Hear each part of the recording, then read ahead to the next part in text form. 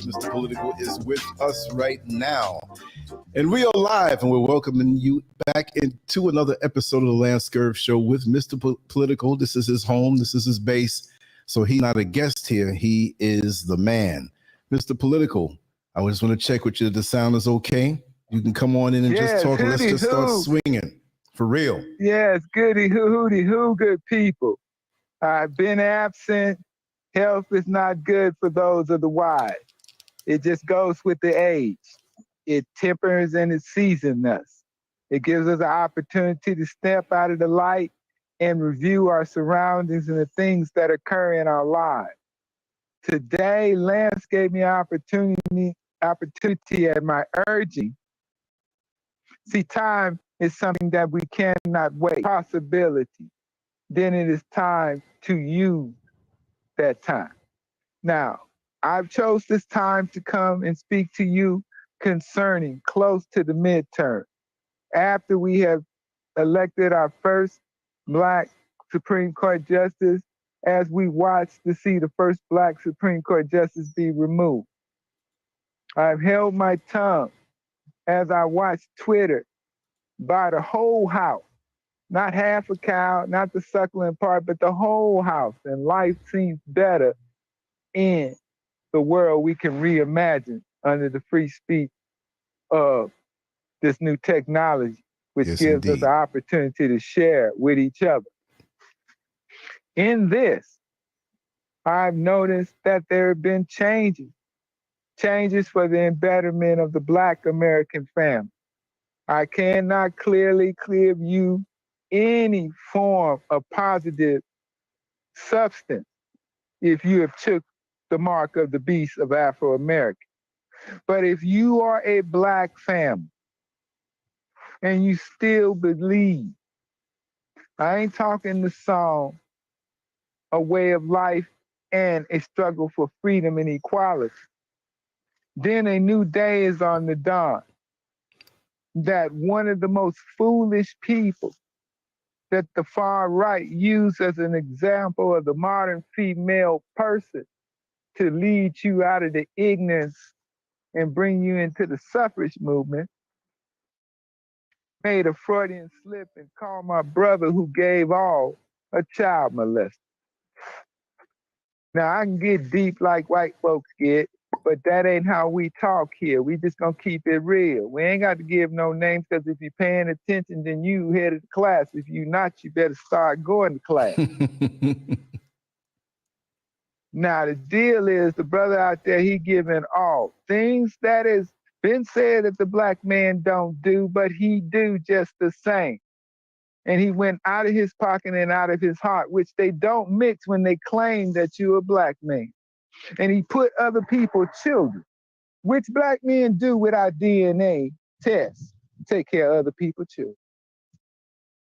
He did this, but because he did not fit the gender, the icon of what the gender is doing in her progressive growth as a feminine, he was subject to scorn.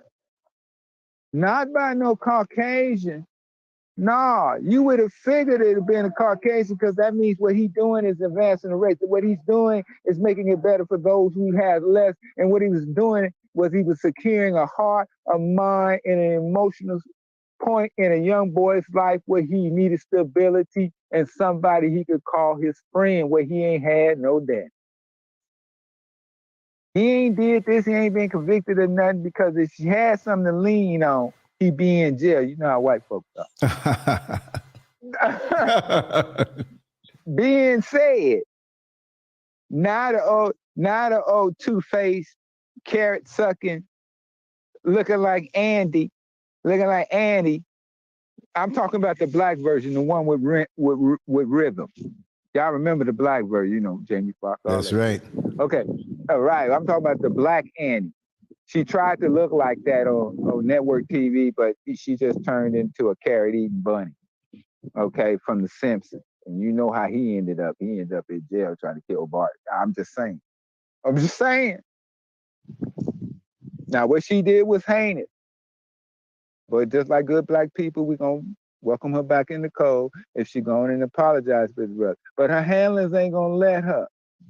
She going to do it the way her handlers wanted to do it, in the white fashion, and then you're going to know it ain't real. Just like you know it ain't real that Will was looking for spiritual guidance.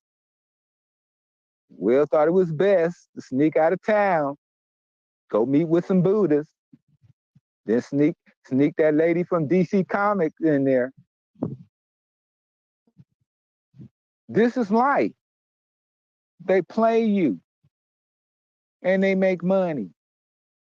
But in these circumstances, we have a ray of light, because now that we see that the concerns of Fox News, the concern of Fox News is the underclass, poverty,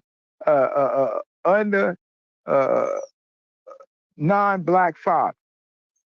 They didn't had an epiphany. It's on the forefront. It's in every bastion. You having counselors and everything that's saying that now all that's done in the dark is truly come to light, and it ain't really all his fault. That somebody been sabotaging things. And it may be a great possibility and a great number of legislations in the next month that she will reap what she sowed. Wow. But like all good things, and that's why I told you several months ago, the Black American man is equal to President Trump in only one fashion, good people. He's hated throughout the land. Keep that in mind when it becomes time in the primary, which leads us to today's cover sheet. That's what I call it. Because I'm hoping you're trying to figure out what's this revisiting to an old corner, right? Well, this is the deal, good people.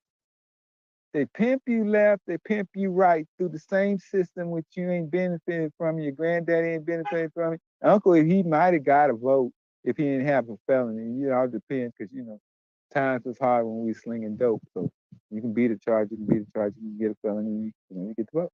Okay? That's how life is in the game. But now the game has changed. The country is in turmoil. We're worse off than we was 2 years ago. And only 2 years into somebody we can't guarantee is really paying attention. You know what I'm saying? He's spinning like a drunken sailor, and I'm telling you, I've been drunk before. He's spinning. Okay? I'm trying to tell you. And I know you say, well, you got to spend money to get people with it. Yeah. But even in the Black American family, I know you might find this story, which I'm going to share with you, unbelievable. But this is true fact, and Lance will verify what I say to you. It was a time in Black America where it wasn't a need for fast food. Wasn't no cable. Wasn't no Legos. Wasn't none of that. We had a TV. Go way back. Okay. I'm gonna take you back when we was humans and we were American blacks. I don't want to hear nothing about 84 and Jesse Jackson and your love for the transpose and we are walking around. No, no, no. We gonna go when we were black. Isn't that a beautiful word? That's a long time ago. It's all mixed up now. No, because at that time, black was an identity and an idea. It was not a country. Say it loud. Those, I'm black and I'm proud. I'm proud. That's right. That's it. That's right. And that was a time where our old gents, our young gents, our miscreants, that's for the HBU college grad. That I threw that one in there. I don't want to stay on the gutter tip. I want to throw one of them big words. A miscreant, and for the modern color, because y'all really don't know what y'all is. Like, let's say y'all kind of mixed up right now. I'm going to use your native tongue. Felon. Okay? Feel how I'm talking to you. I'm trying to keep this real as possible because we getting ready to have to make a choice. And this choice, which to some individuals who are listening to this may sound like a rant, but it's not really a rant because you have to ease the pain of something which is going to hurt that is getting ready to occur. You don't really have a choice. Your self-survival is based in this. And others can say, well, he's a madman and you got to remember the toxicologist. But see, that's all game. To keep a lie alive, you got to have some part of it be a truth. Okay? Hear what I say? To keep a lie alive, part of it needs to be the truth. All right? If that is what I say it is, then for Black Americans that put the oldest fool in office, fully understand that if we walk away from the Democratic Party as they stand today, keeping in mind that we've been trying to integrate the Republican Party, even went and learned how to play golf. It ain't working, good people. You can't make two hoes be no husband. Feel what I say to you? Some people don't understand the terminology because we get ready to take it back so we can get back on task, get back on line. You, like I said, you can't make two hoes be no husband. You feel what I'm saying? The only way you're going to get two hoes to be a husband, you're going to have to stand up and be a man.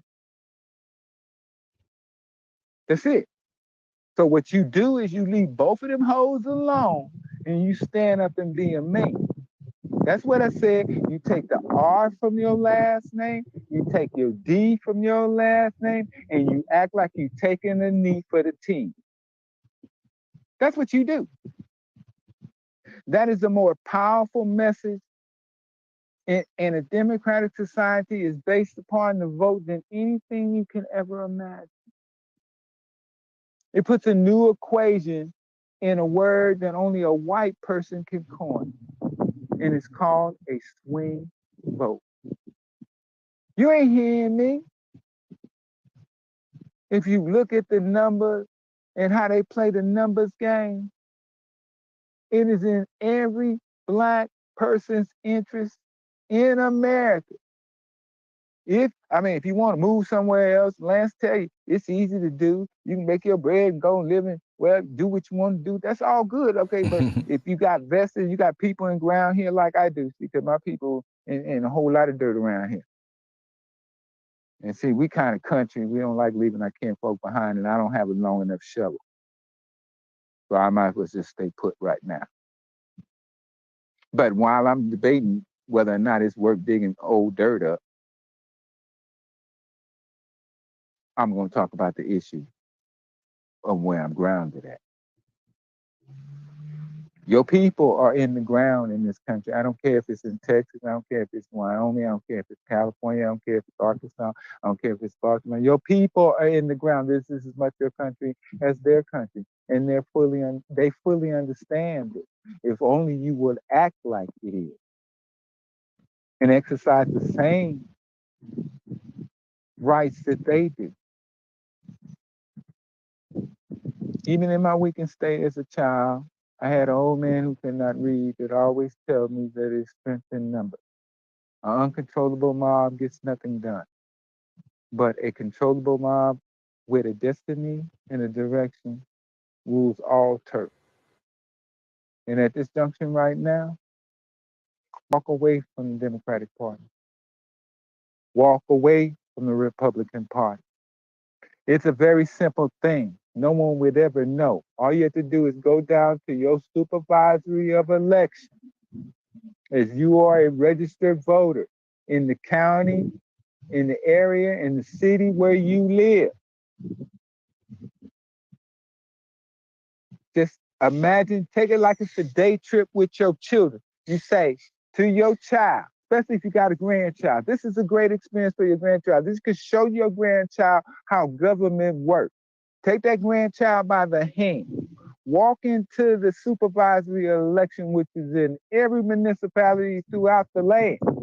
And when you say, we're going to be free. Mm-hmm.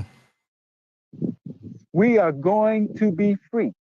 And they say, why are we going there to be free? Because we live in the freest country in the whole world, and the process say that if I don't like two hoes fucking me, then all I got to do is stand up to be a man, and I don't have to have that happen no more.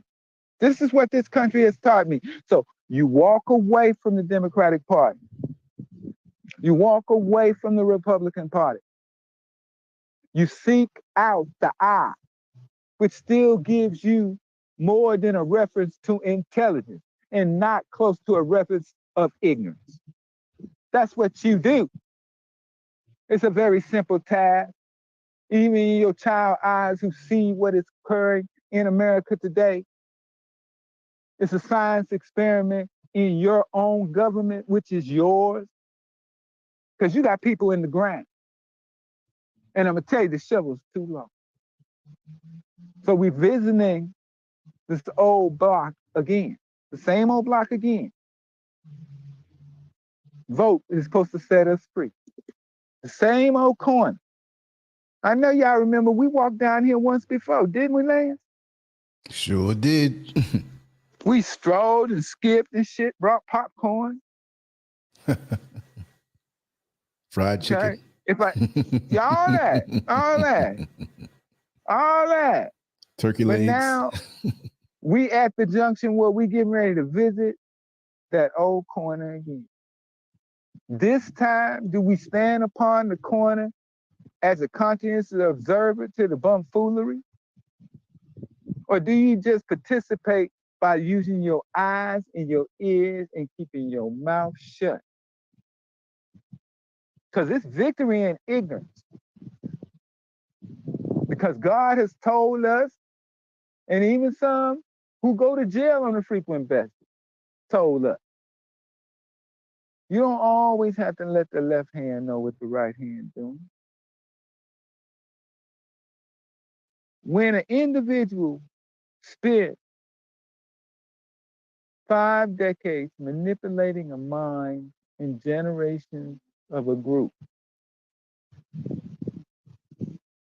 they will never assume that one day that group will become a word called awoke.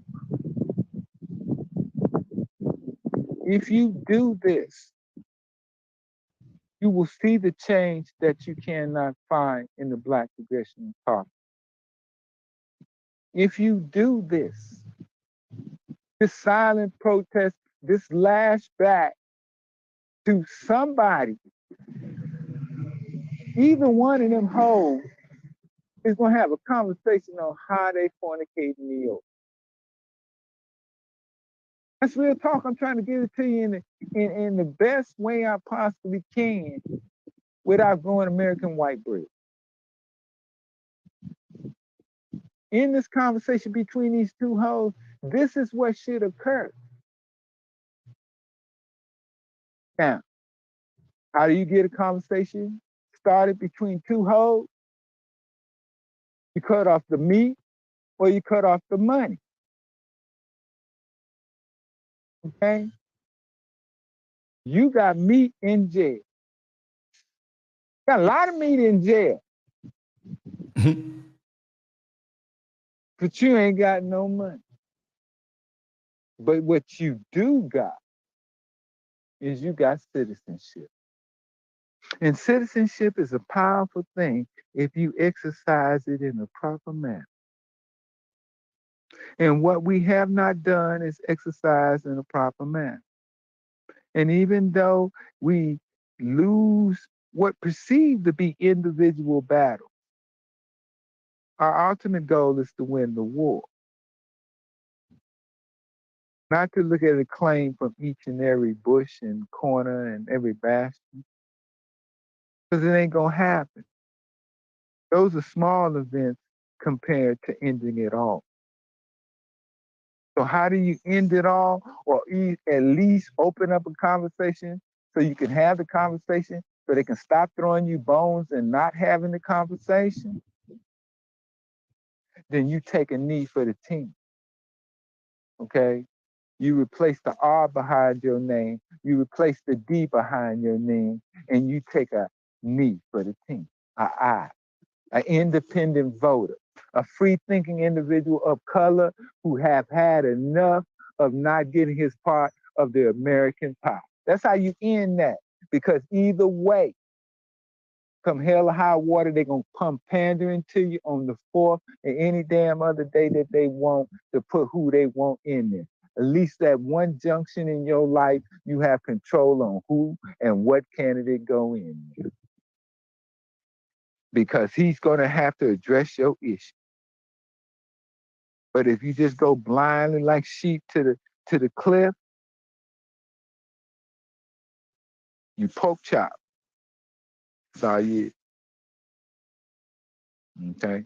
And don't get me wrong, I'm just as American as sweet potato pie. You heard what the fuck I said. No, just let it flow. Let it flow. Let it flow. No, because it's real. If you a Black American, then you just as American as sweet potato pie. I don't do pumpkin. Okay, we still eat apple because it's food, but it has no significant bearing in my perspective of America. So in my perspective of America, I am just as American as sweet potato pie. I got people in the ground.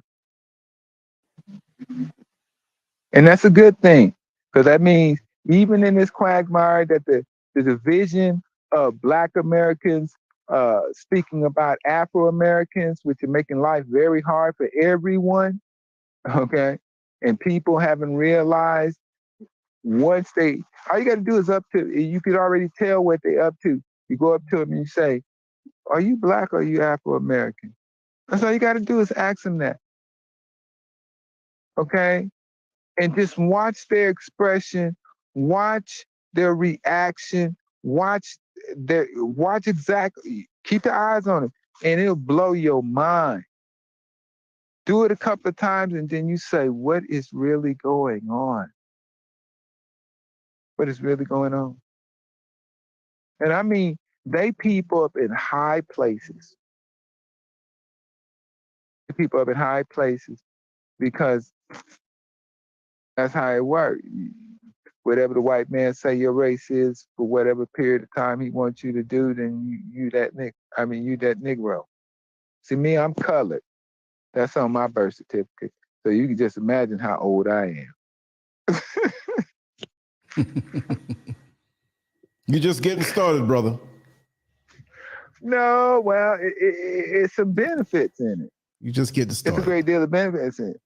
Because you have an opportunity and you have a responsibility as a man in your community, an elderly man in your community. My approach and my speech, my ideas, how I view it is somewhat novel. You could always go back to, our heritage. Everybody got a cousin Pete or Uncle Ray. You understand? I'm that dude. You know what I'm saying? He the one that keep it 100% real. You know what he's talking about. You don't understand how to fit in the equation of the conversation, but he's sharing just the same. You know what I'm saying? So it's a benefit in the conversation. And we don't have that among men anymore. We don't have those characters to carry those torches to bring that camaraderie to the family structure. We've been bleeded out. And this new awakening that's coming, and the savior of those last drippings, because that's what we're dealing with. We're looking at the last generation of full body, non-beta men. Okay? It's real talk. That they have something else in mind, and the women are more than willing to go along with it. But the best part about it, that if I use the word correctly, I can't even pronounce the word, has to do with hormones or something, testosterone, that men have, okay, it's being weeded out. Femininity is taking place. All right, in my little slumber and my little rest with the doctors and hospitals and so forth, I had opportunity to look at technology. I'm always fascinated by new technology because technology moves so fast in our society that it gives an opportunity for a new form of businesses for entrepreneurs, and it gives us into a market instead of, slinging crap like clothes and jewelry and stuff like that's the only thing we can sling. We can't get into technology. We can't get into business. We can't get into money management. They could do a lot of motivating speaking, and I don't understand how that's helping nobody but them. But it is what it is. But in our society, I was watching a thing on technology, and this young boy used a CAD system, which is an old system, to do graphic arts. And he built a uterus from a penis using their instructions. And I was saying, like, what's going on here? What's really going on here? You know, this is going to be, it has been the strangest 4 years that I have ever went through in my life.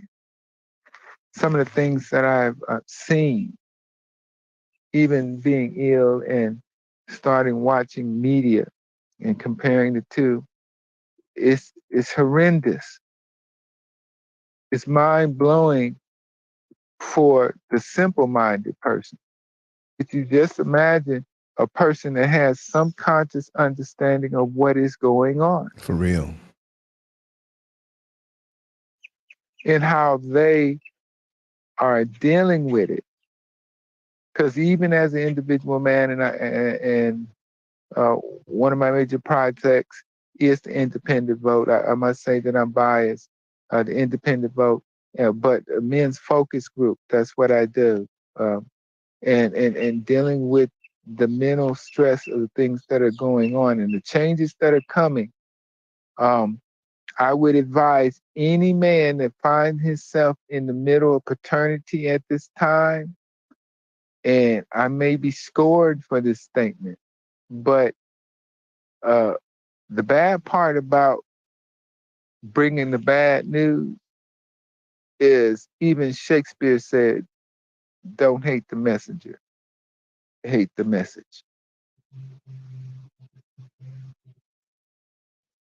I would have, and don't think without conscious thought, I have not thought about this, because the statement I'm getting ready to make is a very deep statement.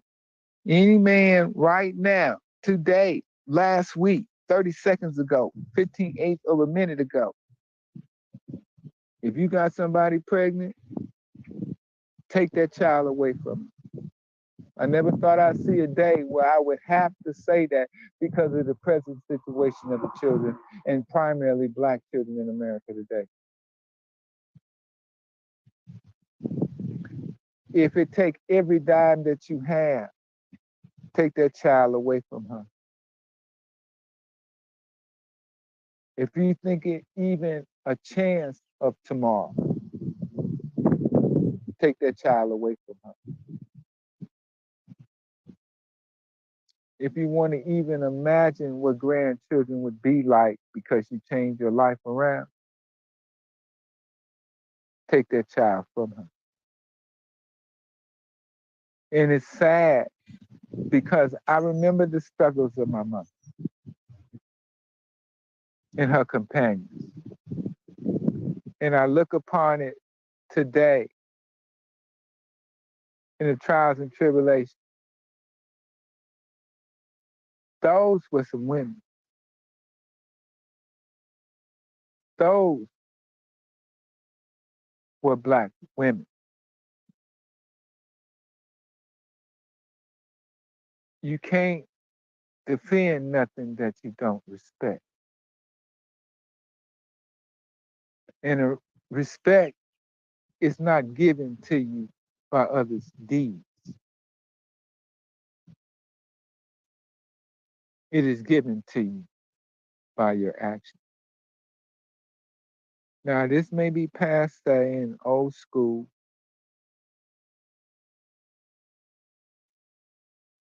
but always keep in mind, no one ever started at the top. Everyone made mistakes so they can climb to the top. I mean, they scratched a finger, they bumped their head, they peed on themselves because there wasn't no restroom at 30,000 feet. All that. You did what you had to do to get to the top and you survived.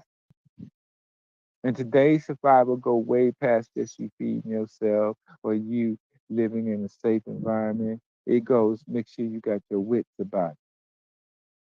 Because there's a trap around every door if you got the wrong gender. And that's real talk. So things have changed. We're getting close to Mother's Day. And that's a good thing. But what will we glorify? Will we take our investment of our future and invest it into other people's futures, like businesses, and like buy their jewelry and buy their liquor and buy all this stuff for Father's Day? Or will we go with the cheapness, something that's inexpensive,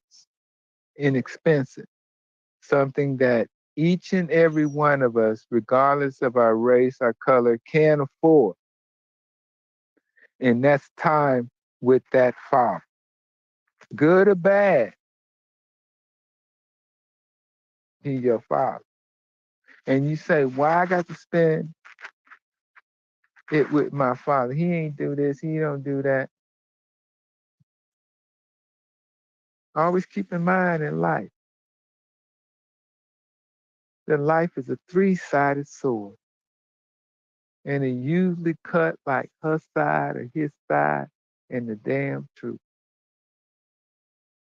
And somewhere in there, some people mix a lie with the truth. If you tell it long enough, it becomes fact. So always keep that in mind and go to the source. Go to the source, be respectful, be the better one. If you see better, if you want to break the cycle, you ain't got to be continuous because it always end up being left up to that man who either did right or did wrong. It's a journey that a large majority of my generation and the back end of my generation, because I'm a halfy baby boomer. Okay, I'm a halfy baby boomer. I'm not a full baby boomer. I'm squeaking in there. I ain't in there yet. So, and they about done. I might surpass them. I looked at the numbers of the baby boomers and how they died during these last 2 years. It is ugly, ugly, ugly, ugly. So that's what.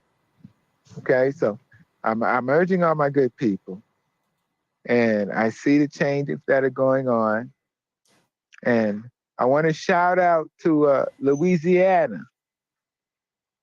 I must remember always that some of the strongest Black people in America live in Louisiana.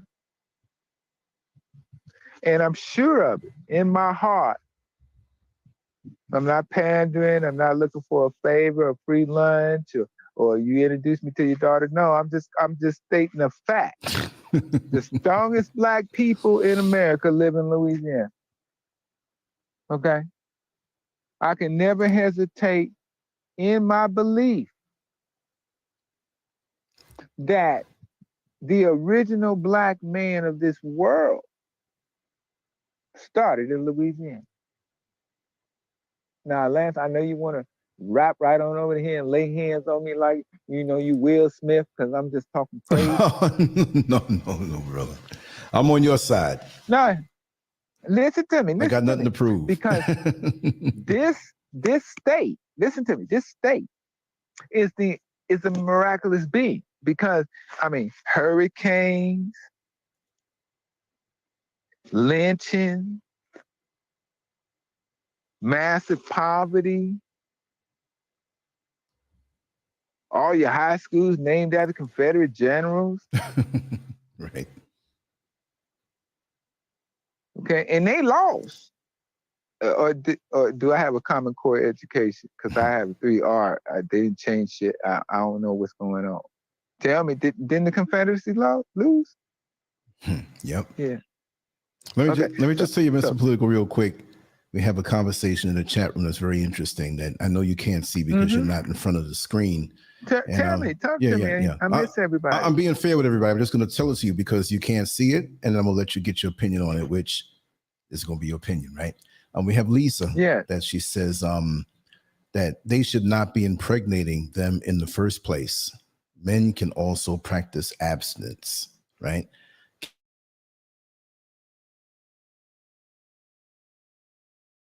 Muted myself for a second. So Lisa, for the last few decades, Black women in general have not taken responsibility for their actions.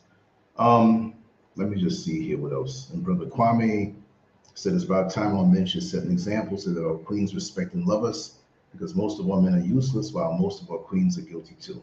I'm just gonna say that part. If there's anything anybody wants to say in the chat room, go ahead. I'm fair. I'll just be quiet. I'm not gonna take sides, because I always express my opinion anyway. So, Mr. Political, after what you just heard, what do you have to say about that?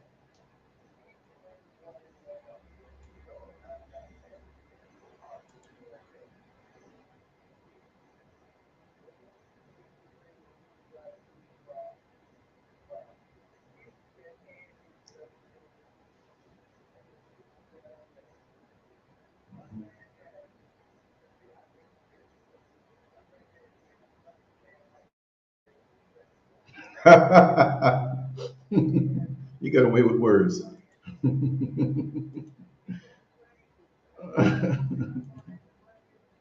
Go ahead.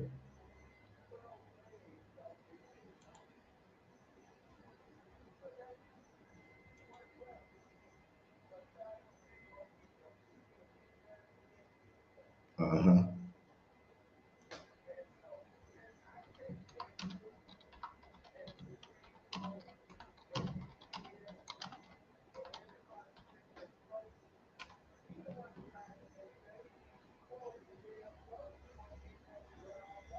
Mm-mm.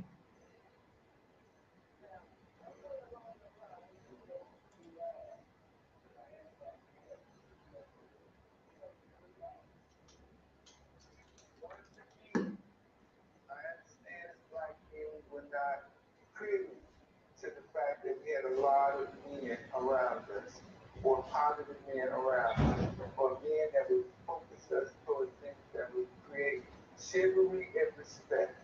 I understand that. I lived it, okay, more than you can ever imagine. But I say to you, how can you defend something that you don't respect? You can put any time that physical. Okay, Mr. Political, I got to check something because they're saying there's no sound. And let me just check the phone, the connection. Hold on.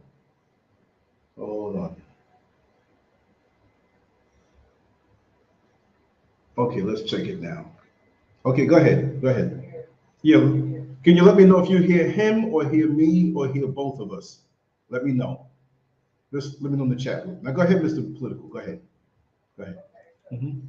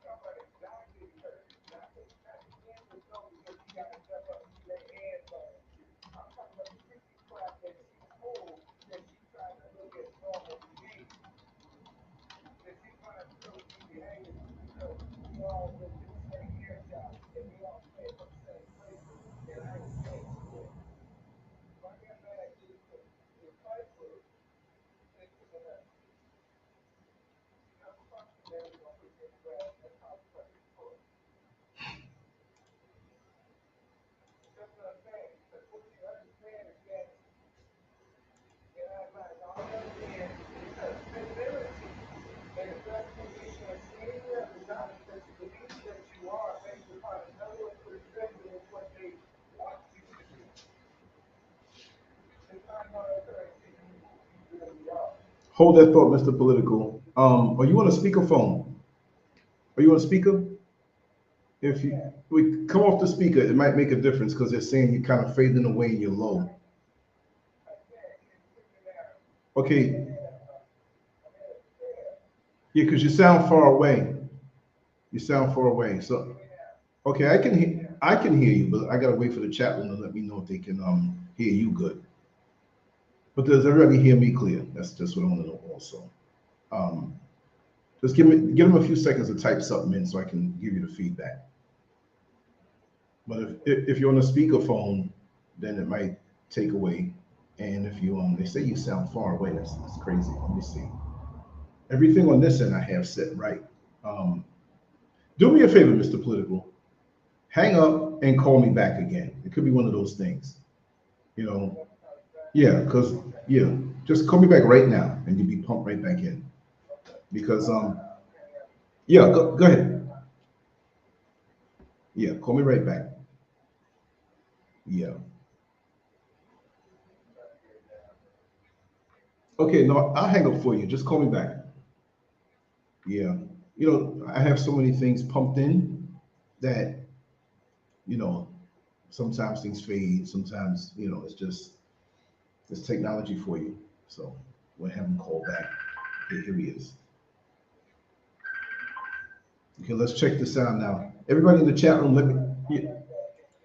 Oh, you sound better, much better to me. But let's make sure that we give him a second and just type in the chat room if you can hear him and if you can hear him better than you did before. Because it was better earlier and it kind of faded. So I don't want to say people are messing with this, but you never know. If you're talking some stuff there, Mr. Political, you're talking that stuff.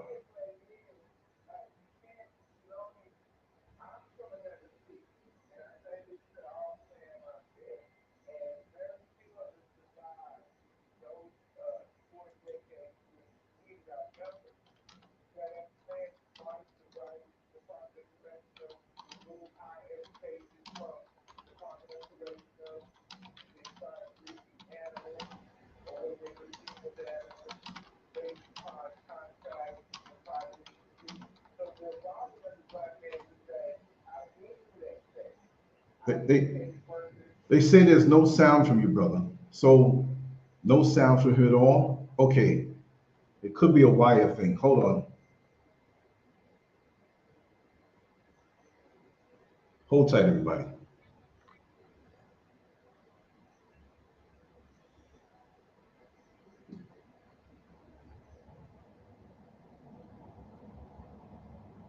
Okay, we're gonna try one more time. If it's not good, I'm gonna call you straight. straight through, because we're talking actually through, what is it, Facebook, right? Facebook Messenger. Yeah, it might be a physical wire. Okay, you know what? We're gonna call you straight. Let me call you straight. Okay, or better yet, call me from the landline. Make it easy, Ori. Yeah, yeah. Call my Florida number. All right, because I'm thinking. Yeah, go ahead. Because I'm thinking it could be the actual cord here that you heard, like it had a little short in it, and they give us these little flimsy cords to connect things through. And when you use them, after about 2 or 3 months, they start acting funny. So what I do is I take duct tape and just keep it stiff so it doesn't bend up, because as it bends up, a little bit of wire in there, Okay, I'm just waiting for him to call me. Yeah, maybe it might be better if he calls me straight. But he doesn't have to call me straight because I'm already straight. But I'm just saying. Yeah. Okay, let's see. Okay, I'm going to depend on the feedback from everybody. Mr. Political, talk to me. Give me a count to 5.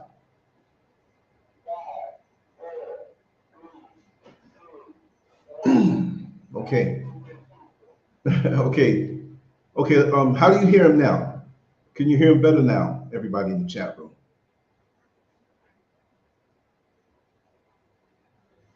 Let me know. Let me know. Let's take a second. Okay, they say it's low. It's not you, I don't think. I think it's my wire. Let me mess around with the wire.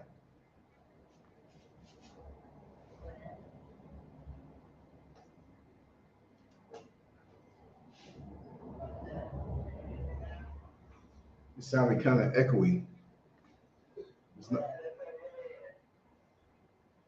Okay.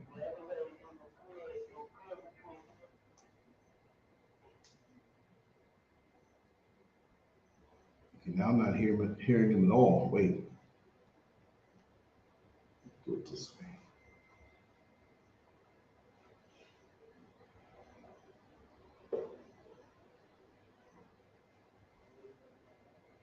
Say something, Mr. Political. Talk to me. Yeah, it sounds like a bass speaker in the back of somebody's trunk. That's the way it sounds.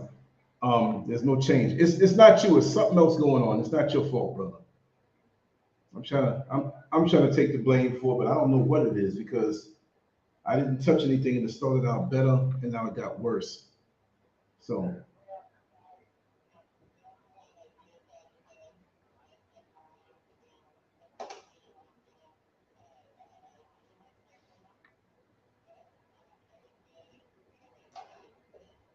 you know what we're gonna do, brother? I'm gonna do it the old-fashioned way. I'm gonna hold this up to the daggone microphone. It'll come out better.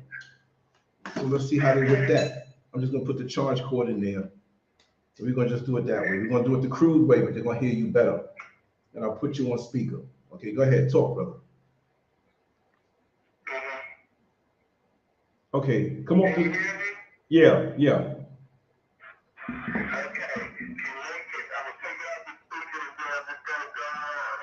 All right, go ahead.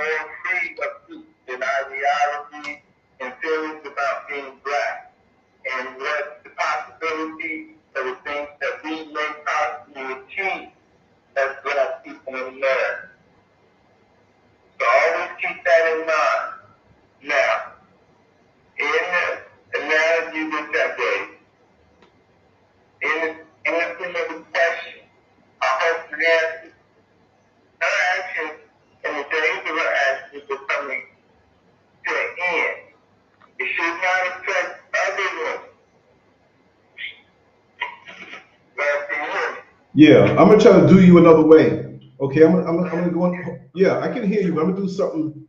I just realized there's something else I can do. Okay, here, let's try this. This might kick they behind. I forgot about this one more thing that I can do. Okay, let me connect this up here. Okay, hold tight, brother.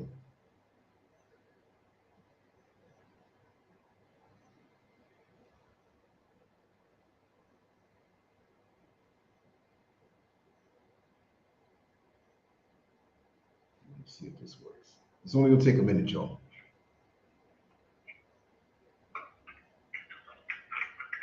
Only gonna take a minute. Always something, isn't it? And we threw this show together with the graphics and everything. We did everything like really quick. Okay, now why is this? Just hold tight, brother. We got you on here.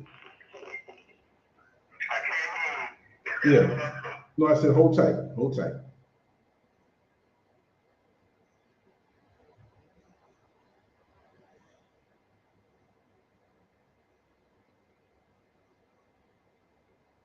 Hold tight. I don't know why this is trying not to behave, but I'm gonna do it this way.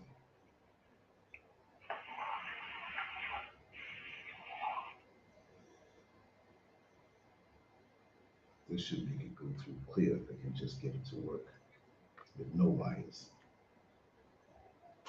Let's do that. Get violent up in here.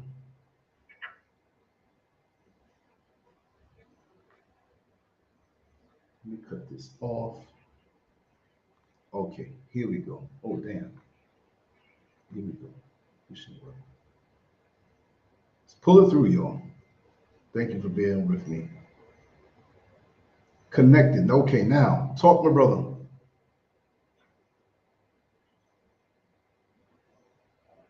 Go ahead and talk, brother.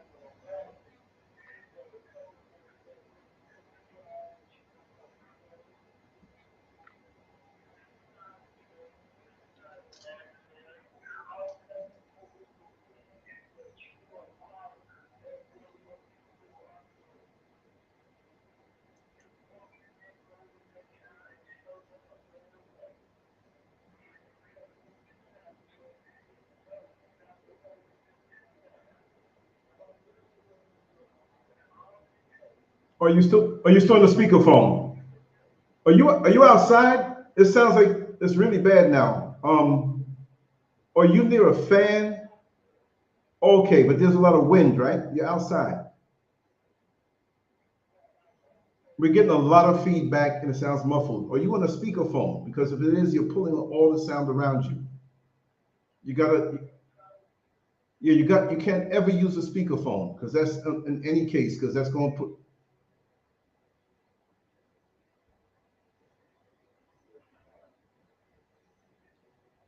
Yeah, you can't speak with, because when you put the speakerphone on, it opens up to pull everything from around you.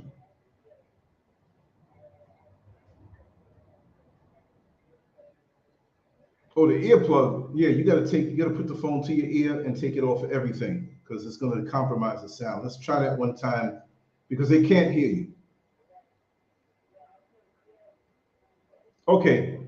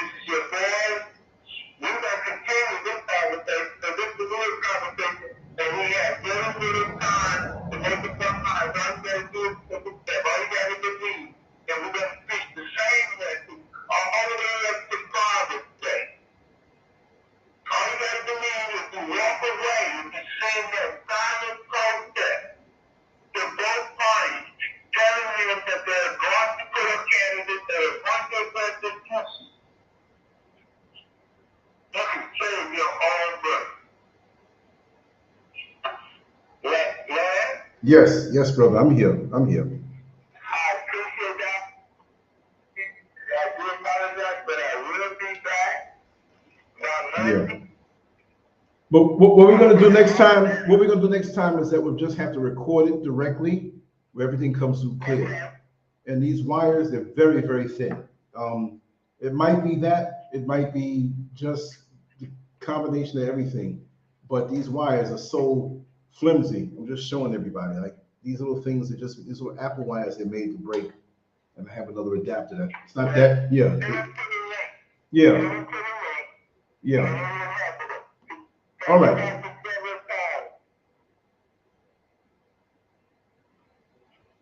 All right, brother. Okay, take care. All right. Yeah, I'm not blaming it on him, but he's definitely gonna have to upgrade his phone.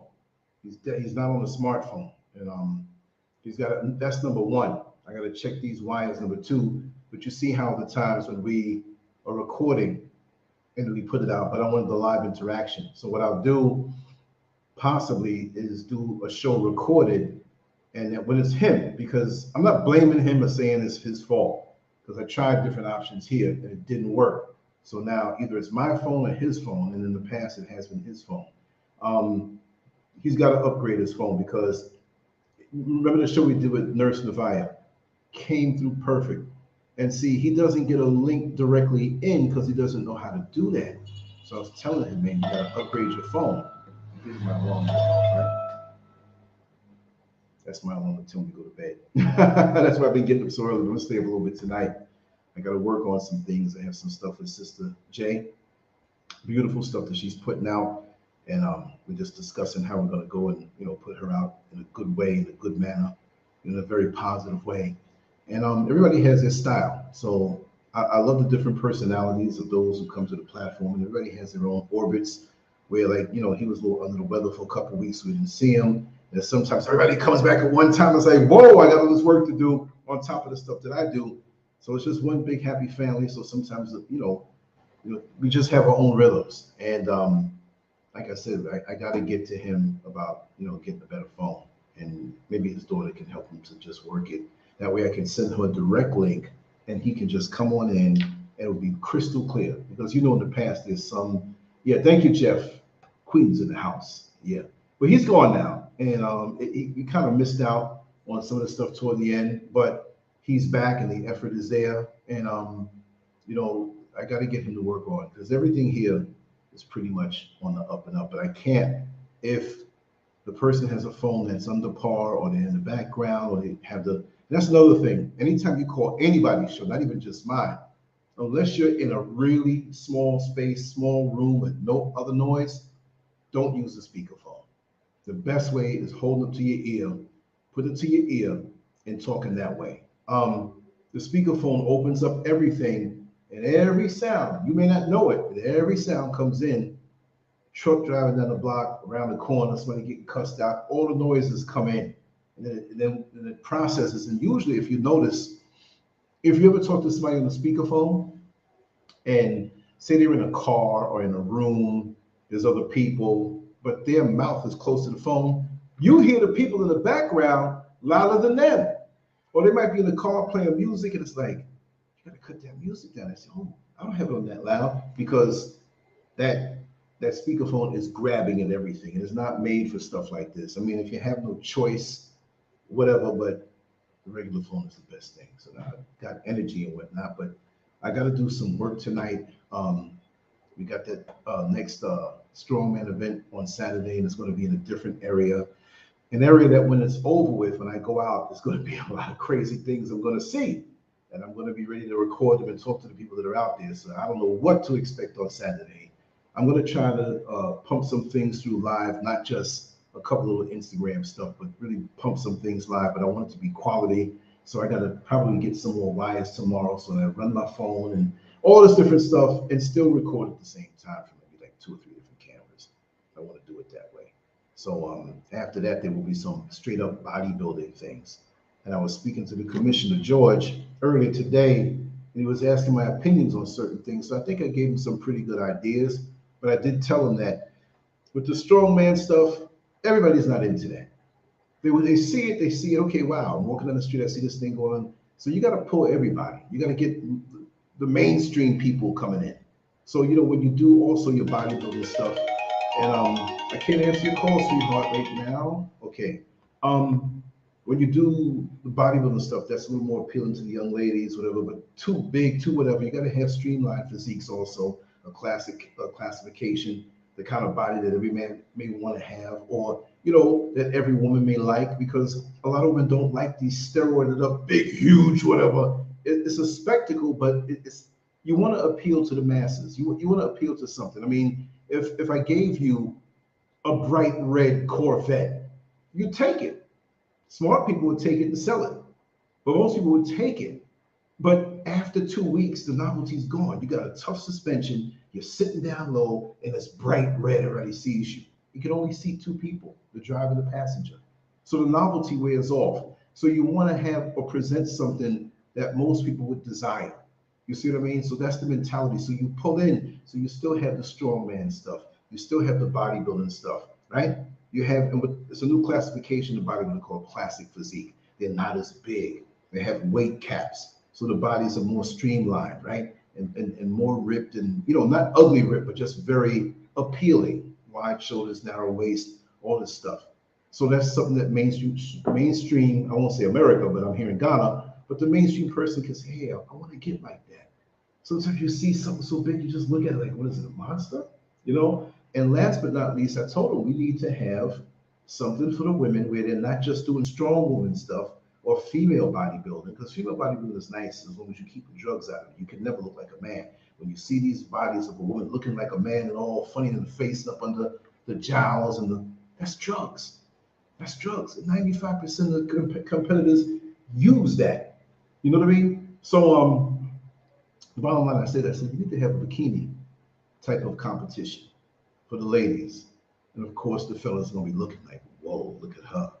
But when you bring these people in, their families are gonna wanna see. You have social media, everybody's gonna wanna see their friend, their family up there, just in every category. But you gotta have a little bit of something for everybody, right? You can't invite a Czechoslovakian family to a buffet and not have Czechoslovakian food, which is something I'm not into, right? So that's how it goes. So I'll be judging some of the things in the future, and I'll have a little input into it, and it's bringing back, making those juices flow. I'm happy about that. But I'm glad that the little bit that I do know from all these years of experience from way back in the 70s, it's okay, who's texting me? Okay, I can put it to use. You know what I mean? Instead of letting it go to waste. That's the bottom line.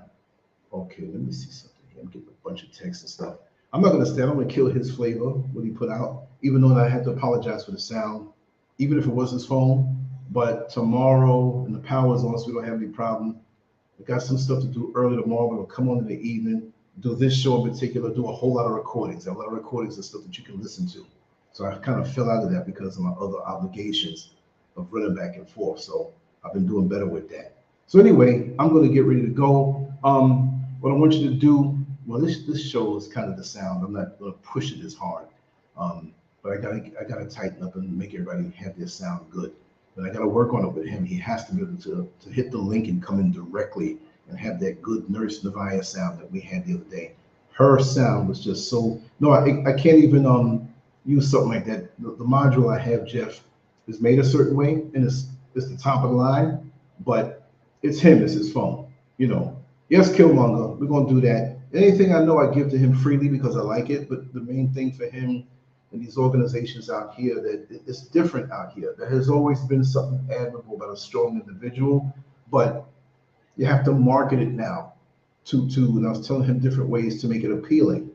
For fundraisers, you go to the different businesses, you're gonna have to have a website and prove how many eyes hit it, and go to different businesses and say, hey, you know, for a donation of here to here, I'll give you 3 months free advertising on my website, right? You got to take the characters, the different competitors, and make it something.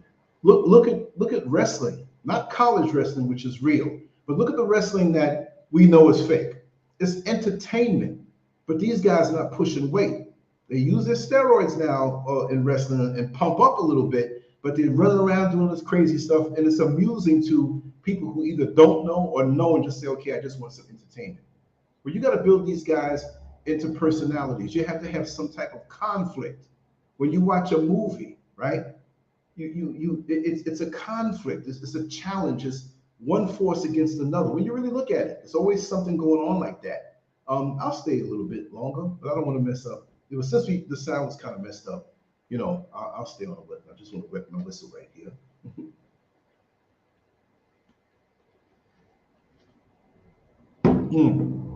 African heat, y'all. You might look over here and see the same number. Like, wait a second. It's just as warm over here on the East Coast as it is in Africa. Different type of heat. Trust me. Just like you got different types of hot sauces. Some people will be like, oh, this is nothing. And you see something you never saw before. Boom, it's like, whoa, what is that? But getting back to that topic, we move over here. Sorry, Roland Martin, I have to move a little bit to in the middle. So, but building conflict. When you see a movie, it could be a movie, say for example, where the conflict is between 2 people, 3 people, 1 person against a big organization, but it's something against something, or 2 factions or more that have a desire that's diametrically opposed to each other. And the beauty of the movie is to see how it plays out. Let's say, for example, you could have a man who has cocaine in a suitcase and he's got to get through customs. And you're watching him. The conflict is him getting this illegal substance in the suitcase over to another country, and how they almost catch him. They open it up and they don't see it. They move it away. One person sees it and takes some, puts it in the pocket. The conflict, the challenge.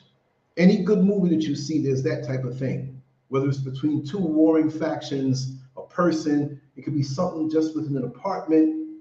Remember the old honeymooners with Ralph Cramden and Ed Norton? They always had some kind of conflict going on that made it interesting for the 30 minutes that you watch that show. And so that's what you have to have. So say, for example, you stage something.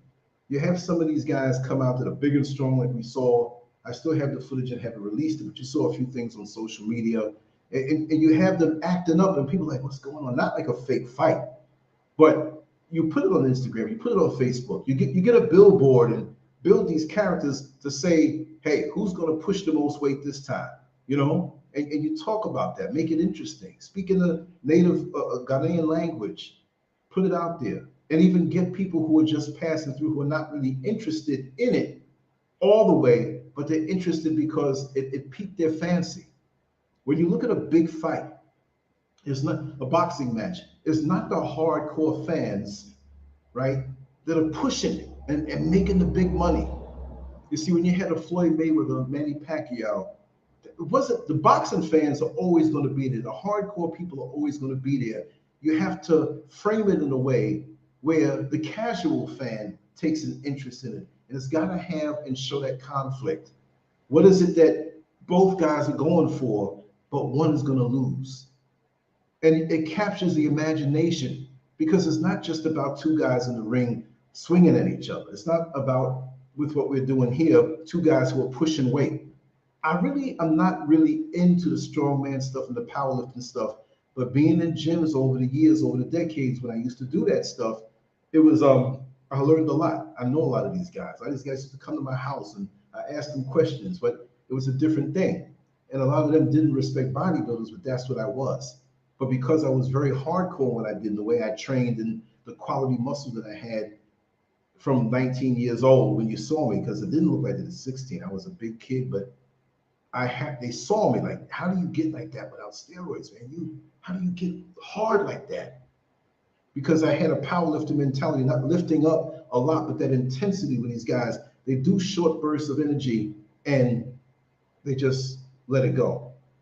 So intense exercise. I'm just going to flow on that just to keep it entertaining and whatnot, since the sound wasn't so good. But this is why, like, when you go to the gym, some guys who are novices think, well, if I go in there and spend more time, I'll get bigger. It's not about bigger. For those who are listening to this, right? It's not about bigger. It's just like, let's get lewd, right? Man, that girl got a big ass. Big ass don't get it. Big? Anybody can be big. We're talking about shape. We're talking about the roundness and each cheek separated and just every angle. You see women from South America, they have a good shape from straight on, they turn sideways, it's flat. So you can have a wide back, but do you have a thick back as a bodybuilder? How do you look from different angles? And when you practice your presentation and your posing, you have to know your body so well that if somebody's standing there, you have to know how to angle your body to make you look even bigger than what you are, more developed than what you are under those lights. And you better stand in the proper place so the lights hit you right. So when you're watching the lighting, it's a science when you walk in there. It's not just go up there and just flex. And some guys do, and it makes a difference whether they win or they don't win. But if you look at a sprinter who runs from here to there real hard, real fast, not long, couple runs, 100 yards, this real intense. And the marathon runner, what does the marathon runner look like? He just looks drained and skinny, doesn't look explosive. Come on, y'all, fellas, some of y'all ladies. When y'all see them women who run track, when they walk, you're like, God, dog. That's the intensity.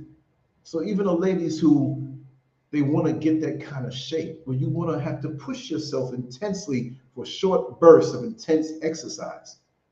So instead of trying to sit in the gym and do something easy and do little leg kicks easy, no intensity now, but you're just going through the motions. It's not going to do it for muscle. Ladies want muscle, not that fake steroid muscle you see with female bodybuilders. I'm just going to tell it. I'm not going to lie to y'all. I'm going to always tell you the truth. And y'all get turned on. I don't want to lift too much weight. Let me tell you something. Lift weights. Doesn't mean you have to lift all this heavy weight. No, sculpt your body. Keep your repetitions between 10 and 12, 15, 8 if you want. Sometimes you go down a little lower, push it, whatever. But remember, you have joints. You want to beat your joints down. You want to do the movement perfectly, ballet-like. That's how you can last. Some people are built for that heavy stuff because they got the thick joints. They're built like a barrel and spark plug, so they can push weight. You don't have to push weight, but if you put intensity into each body part, focus on it, learn how to do the exercise correctly. I can go to any gym after all these years of being out of it and sit here and watch somebody train. And I'll know who knows what they're doing by the way they execute the exercise. Like, listen, you need to teach him to hold this out this way and twist his hand at this part of the movement. That comes from years of doing it. You take an old fighter. Okay, look, Mike Tyson's what? He's going to be in June 56 years old. I got 3 years on him. Do you think that his knowledge of boxing will diminish 20 years from now? 66, 70 years, 76 years old, 20 years from now? No, he has a trained eye for it. He may not be doing it anymore, but he knows to execute it. He'll know how to hit you even at 76 years old, knock you out, knock 99% of the population out because he knows what he's doing. But you don't forget. So the years I put in before, I don't forget. Matter of fact, possibly on Friday, I'm going to put the name out. It's a bodybuilder that I've known from 1980. 1980 was when I first met him, Ben Rodriguez. I mean, if you listen, Ben, leave a comment or something. Well, he never stopped. If you want to see, no homo when I say it, but a beautiful body, because I look at it like artwork, right? I'm going to try to get him to show his stuff off on the show. He's on where he shows his face. Beautiful body, naturally gifted, natural body parts that, we're all given certain things. Like some guys, they have great arms before they even touch a weight. They have great calves or a structure with wide shoulders and narrow waist before even touching a weight at all. So we all have strong points and weak points that we have to work on, right? So we know each other's strong points and weak points, but I've been out the gym. I've been out competing from 85. He was just beginning. Well, he began back from the late 70s. So I was speaking with him through, the messenger and stuff. So he said he wants to come on. It's probably going to be on Friday. What's today? Wednesday, right? Going into Thursday. 2 more days. I don't know the exact time, but we're going to have a good old-fashioned chit-chat that I think will be very interesting for those who are interested in getting into that and hearing a little nostalgia. And he'll probably tell you a little bit about me, what I was like back then, But he's a no-nonsense guy, very intelligent, and has done a lot of things, a whole lot, too much to list. And it just makes me feel good. See, I'm the kind of guy that, even though I haven't done it, it makes me regret leaving it because I was so much into it, and the political thing got on my nerves, and the homosexual judges harassing you. And so I'm like, man, I'm leaving this alone. And I saw a lot of guys who, because I was in it deep, y'all can tell, right? I saw a lot of guys who were worthless. Not all of the brothers. There's a lot of good success stories. But there are a lot of them that were just living off of women, just bums, thinking that, well, if I win this competition, and there's no money in that back in that day, especially as an amateur. Even professionals didn't make much money. They had to do other things. And a lot of them that are professional back in that day and even today are doing all kind of things that you won't believe. There's a dark underbelly of that world. So it's going to be interesting coming to a new country where it's not as advanced as America as far as certain things. I'm gonna close this window here for a second. It's really like when the curtains blow back, I don't like people outside to see because I'm on the second floor. I don't like them to see what I have in here because it's very attractive. They can't get in, right? But I just don't want them to see because I had some incidents here before. So give me a second and let me hit this music up and I'll be right back.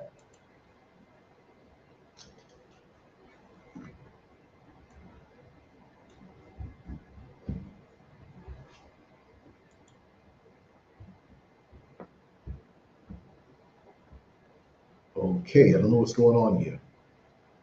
This doesn't seem to be connected with some sound. Just give me a second. It's only going to take me like 15 seconds. I'll be right back.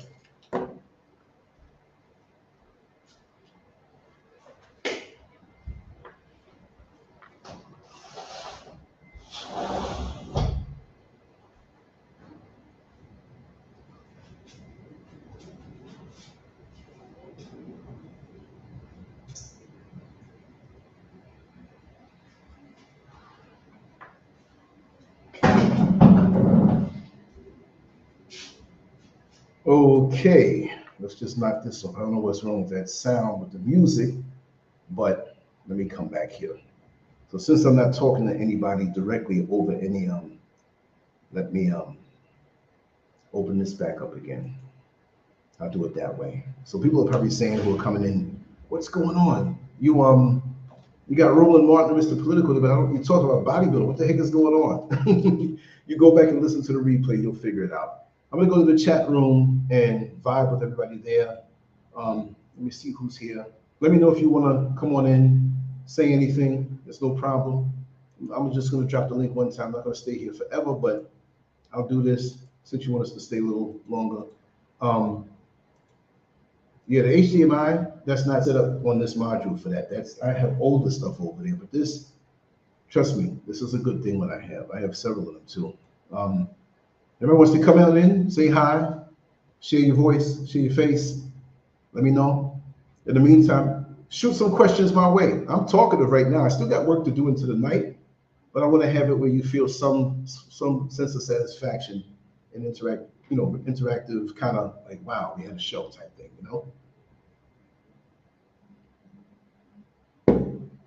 So I got my eye on the chat room. You can hit that link and come on in.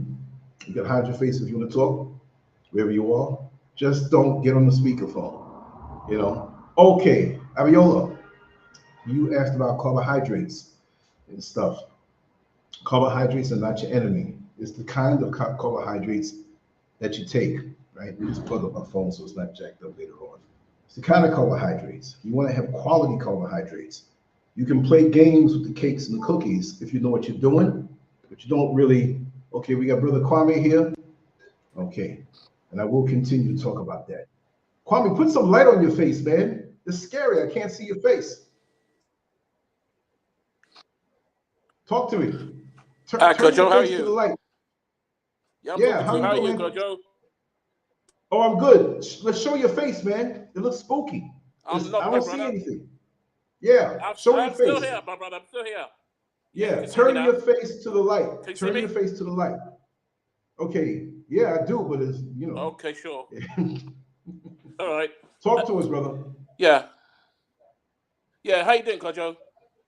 I'm good. Talk to me. Right, okay. What we're going to discuss, I don't know what to say. Well, hold the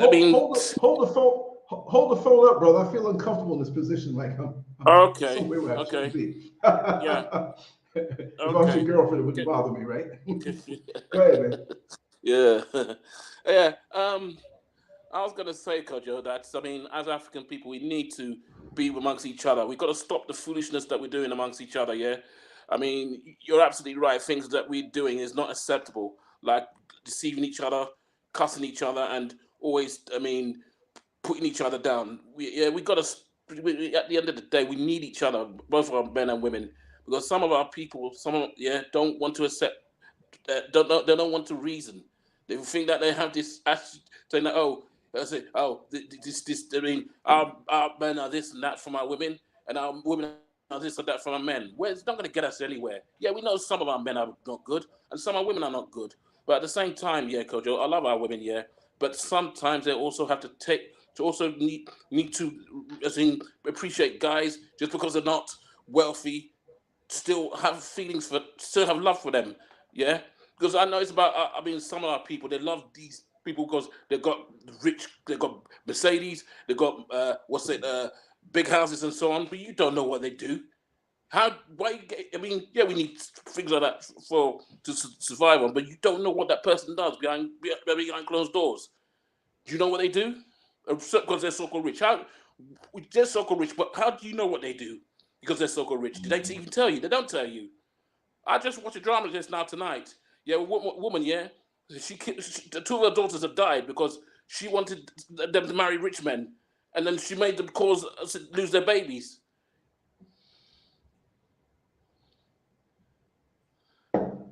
We gotta stop this nonsense. Yeah, that just because someone is not rich, that you can brush them aside. No, Just because he's poor, you don't know what he can offer. Only our ancestors can make things happen. You can't just brush up someone's right because he's not wealthy or she's not wealthy. So what? At least if he has feelings for you, that's what counts, brother. That's what counts. That's right. You're 100% correct, but everybody is influenced in different ways and their mindset.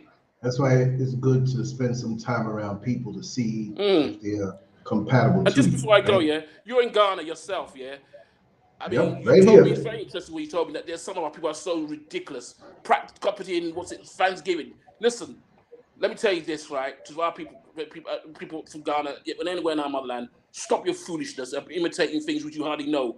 Thanksgiving is not a joke. These people came into this is like slavery, right? Came into someone's land and committed so many atrocities, and you're imitating that. Don't be stupid. Yeah, you need to grow up and study history before passion going on. they're going stupid, Take it easy, my brother. Yes, Take brother. care. Man, you throwing some haymakers, man. You ready to throw jabbies. I will. Look at you. Yeah, I will. Yeah. Phone shaking. He was like, "Yeah, I'm ready to just say it." I will. Yeah. But I'm just telling you that. Take it easy. Take it easy. Take care, my brother. All the best. All right. Right on. Yes. Anybody else want to come to the link is there. How does this thing work when it cuts off? So I put it this way. So I put a banner back. Let me change the background. I don't feel too comfortable with Mark being behind me like that. I'm not throwing off on him. I'm just saying. Let's check. Let's see what we got. Noises up in here, man. The wind was blowing so hard. Unbelievable. Let me see. I think I like this one better.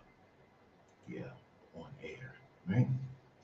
Kind of tilted up a little bit. Just a little bit. Just a little bit. Put it right there. There you go. All right, Onika. Yeah, come on in, Onika, if you can. Even if you hide, if your surroundings are not what you want it to be, we can hear your voice if you want to.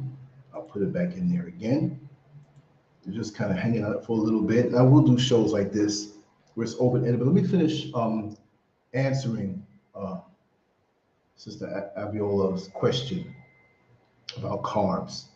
Carbs are not your enemy, but you don't want to go too crazy on them, but they're not the enemy. There's timing. Timing is everything with carbohydrates. They got a thing called the glycemic index. And I knew about this from like 40-something years ago. A lot of folks are just describing, realizing what it is. And it lists different foods, common foods. And from 1 to 100, I think it is, that the higher up, that this foods are on higher or lower, right? On the glycemic index, I think the higher the number, the more it rushes you. The carbohydrates rush your bloodstream. And there are foods that we would think and assume that, a piece of cake as opposed to a carrot. The carrot's going to be better for you. Yeah, it has nutrients and it's nutritionally dense with good fiber, but the carbs in it rush you faster than something that is like junk. You're like, wait a second, so if you're diabetic, if somebody hands you carrot juice, they're trying to kill you, even though it has nutrition inside of it.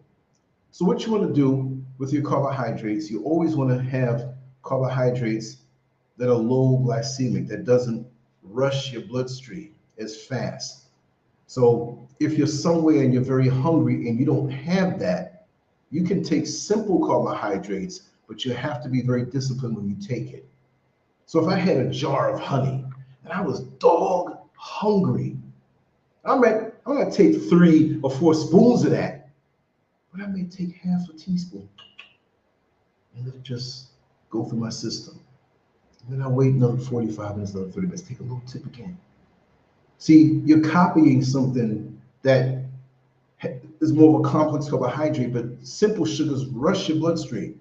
And you don't want any simple sugar to rush your bloodstream because excess carbohydrates, more than what you need at that time, spills over and it can be stored as fat. So carbs don't make you fat, it's the spillover that makes you fat. So if you're deprived of carbohydrates, now let me explain this right, because if people listen, they're going to check me on this. If you're deprived of carbohydrates, the best time to really do carbs with your protein shakes or any type of, and I'm not going to get into the vegan meat thing, protein, you know, all that stuff. I'm just going to say it like it is. You figure it out for yourself in a personal decision. Your body is the hungriest. Let me tell you the wrong thing to do. Let's talk about some wrong things to do. The wrong thing to do after a workout, a good hard workout, is to walk around for 3 hours, 4 hours, and don't eat, thinking that, well, I'm going to lose weight. No, you can eat then.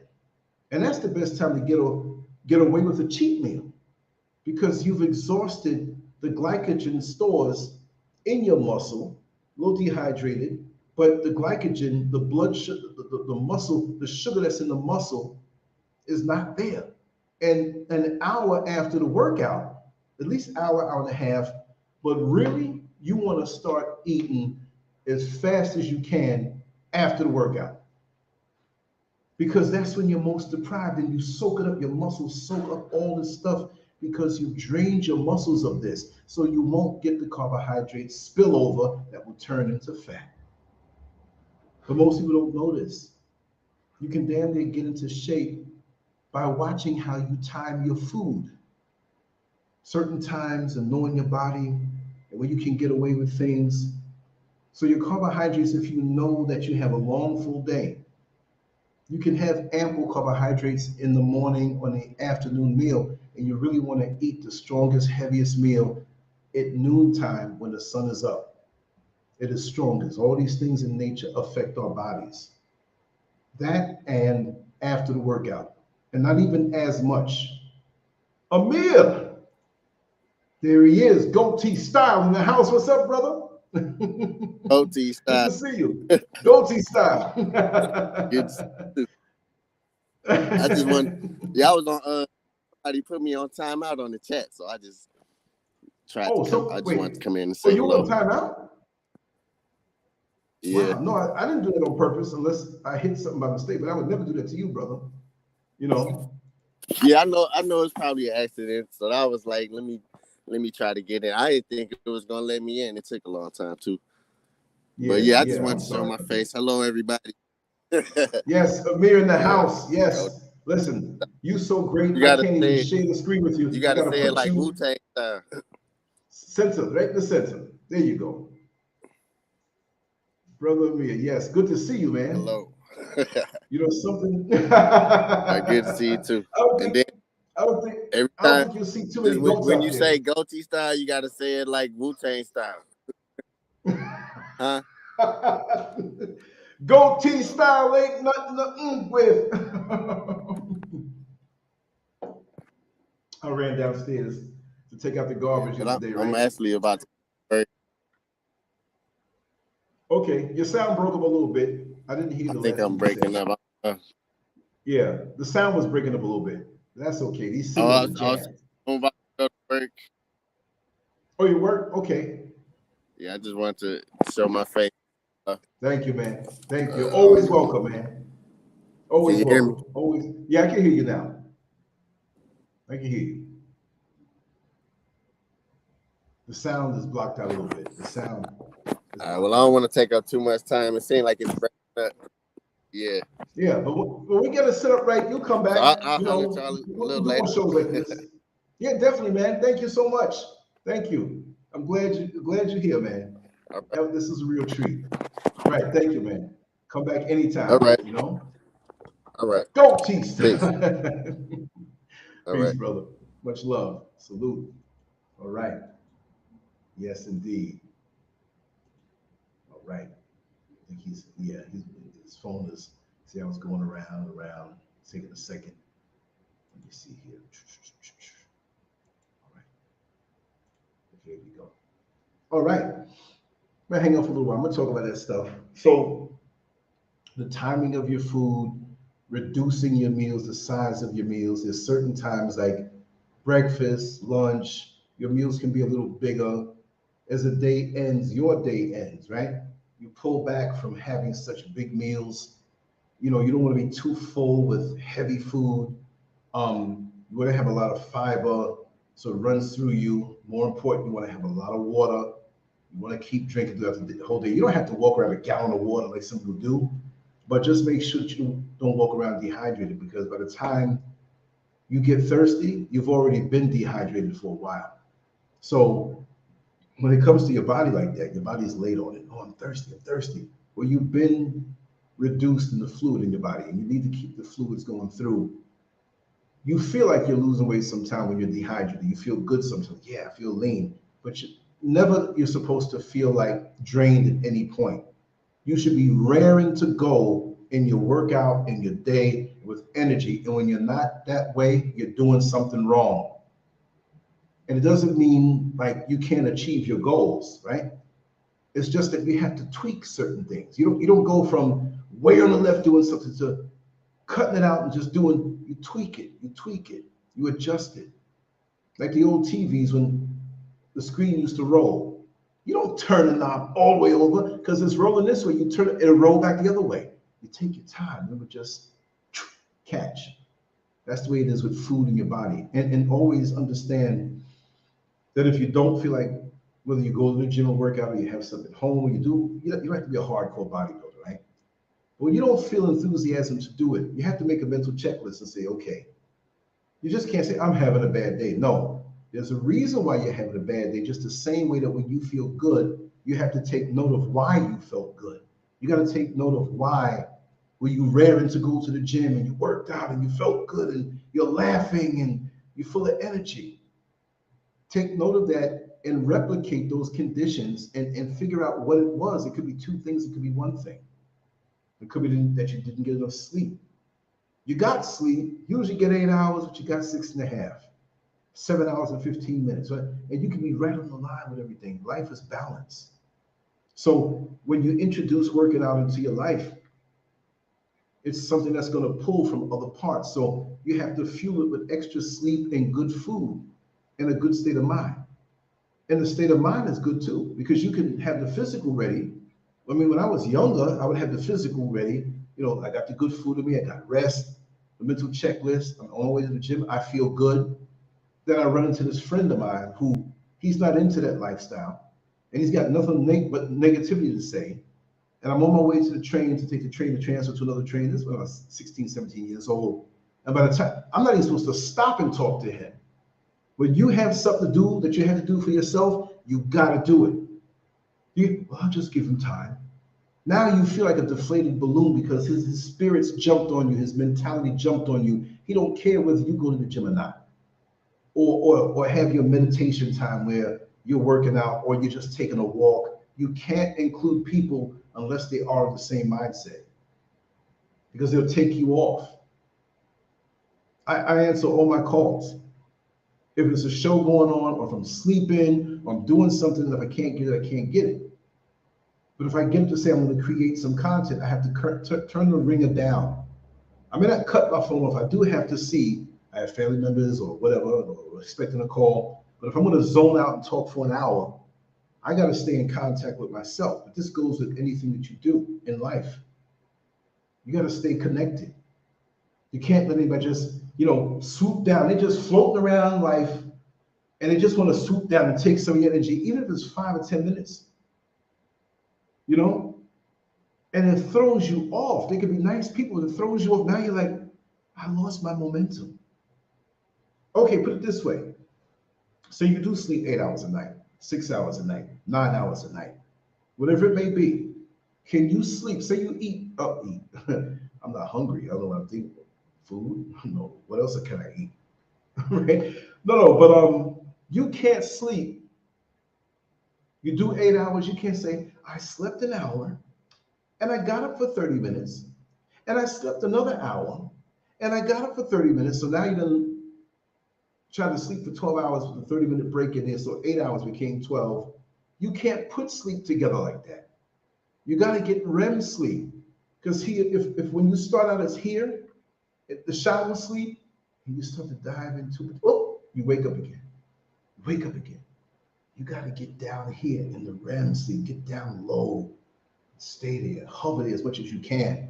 Another thing is waking up slow. It's another thing that I see people do. They wake up quick, or they depend on an alarm. You can't go to sleep like that. You got to go to sleep early enough where you come out of sleep slow. That if you're supposed to wake up at 7 or 6 o'clock in the morning, you know you need 8 hours of sleep. You don't get to bed at 10 and you're wide awake and take an hour and a half, an hour to doze. No, you're cutting into it. You got to go for your ritual where you're telling your subconscious mind it's time to wind down. It's like a plane landing. It takes its time. It takes its time for a smooth landing. You don't see no plane come and come straight down. And at the last minute, imagine with the passengers, it'd be all over the place, ripping through their seatbelt, their harness. So you got to give yourself enough time that you wake up an hour before you're supposed to wake up, and you lay there, maybe 15 minutes before, maybe 30 minutes before. But lay there, come up out of the sleep slowly. Not boom, and you get up. And you sit on the side of the bed and your brain is jarred. Your brain has a lot to do with this thing now. You can't just do your brain like that. You won't feel right for the rest of the day. Your whole day will be messed up. And this is part of getting in shape. But it seems like it's unrelated. Don't you know, and I learned this probably like a year ago, and I talked about it before. They're learning more things about the brain. So you imagine that the brain is like Walmart or Target, supermarket, for those who don't know about Walmart, Target.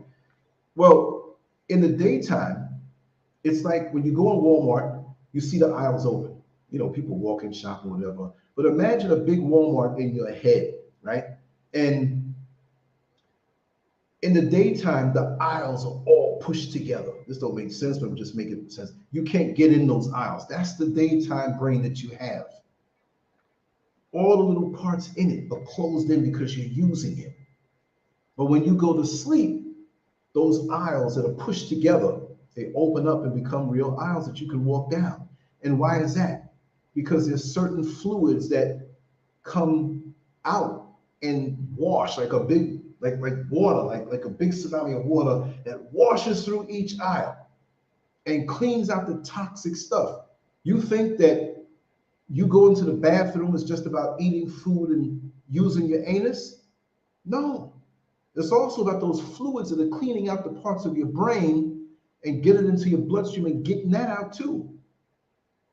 It's very important because if you don't get into REM sleep at night preferably and allow those aisles to open up and those fluids to wash through, your brain is going to be toxic because it can't clean itself.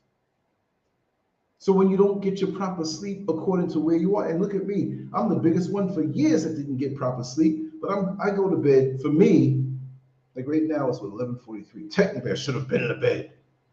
And sometimes I go to bed 1, 12, or sometimes I push it at 2 o'clock, but I'm gradually pulling back because there are times I would never go to sleep, most often until the sun came up.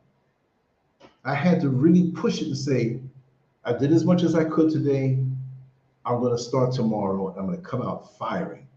And I feel better. I'm in the motherland, 0 latitude, 0 longitude. I want to get to the sun as early as I can. And it's something that I learned this too. You got to register. You got to check in with the sun. Even if you're going to stay in all day. As soon as you get up, as soon as that sun peaks up and you are rested now, you can't think, I went to bed 2 hours ago, now I'm going to go open the window. Look, no, it's not going to do nothing for you. You got to be rested, wake up. And the sun could be at 5:36, 7:30, 7 o'clock. And you open that window when you go outside, even if it's cold, you try to stare at that sun. When you get you a little bit stare, get some more. Drink in those rays in your eyes. And that recalibrates all of your internal organs and systems so that you know you checked in at this time. So we're expecting to have so many hours in our day productive, but you can't do it if you stayed up all night, right? That's not good. Then you won't be able to sleep. This is why some people, when they go to sleep late and the sun comes through and they say, I can't sleep because of the daggone sun. Well, get your sleep at night. And again, for years, y'all know me as being the biggest hypocrite with that.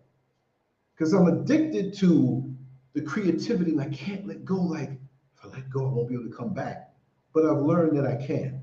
And you're more productive with the day. When the sun comes up, you're more productive. 12 noon, you should be at your strongest and your highest. And as the sun goes back in, it's rhythms of the universe. These things help you.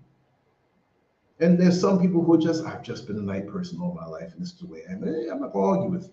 I'm not preaching, because I've been that way too. All the jobs I've ever had have been like overnight. Some might get home before the sun comes, and some after. And that's just the way it's been. Hanging out in New York City, growing up, always hanging out, working jobs, and then they go hang out late. That's just been my thing. I love the night.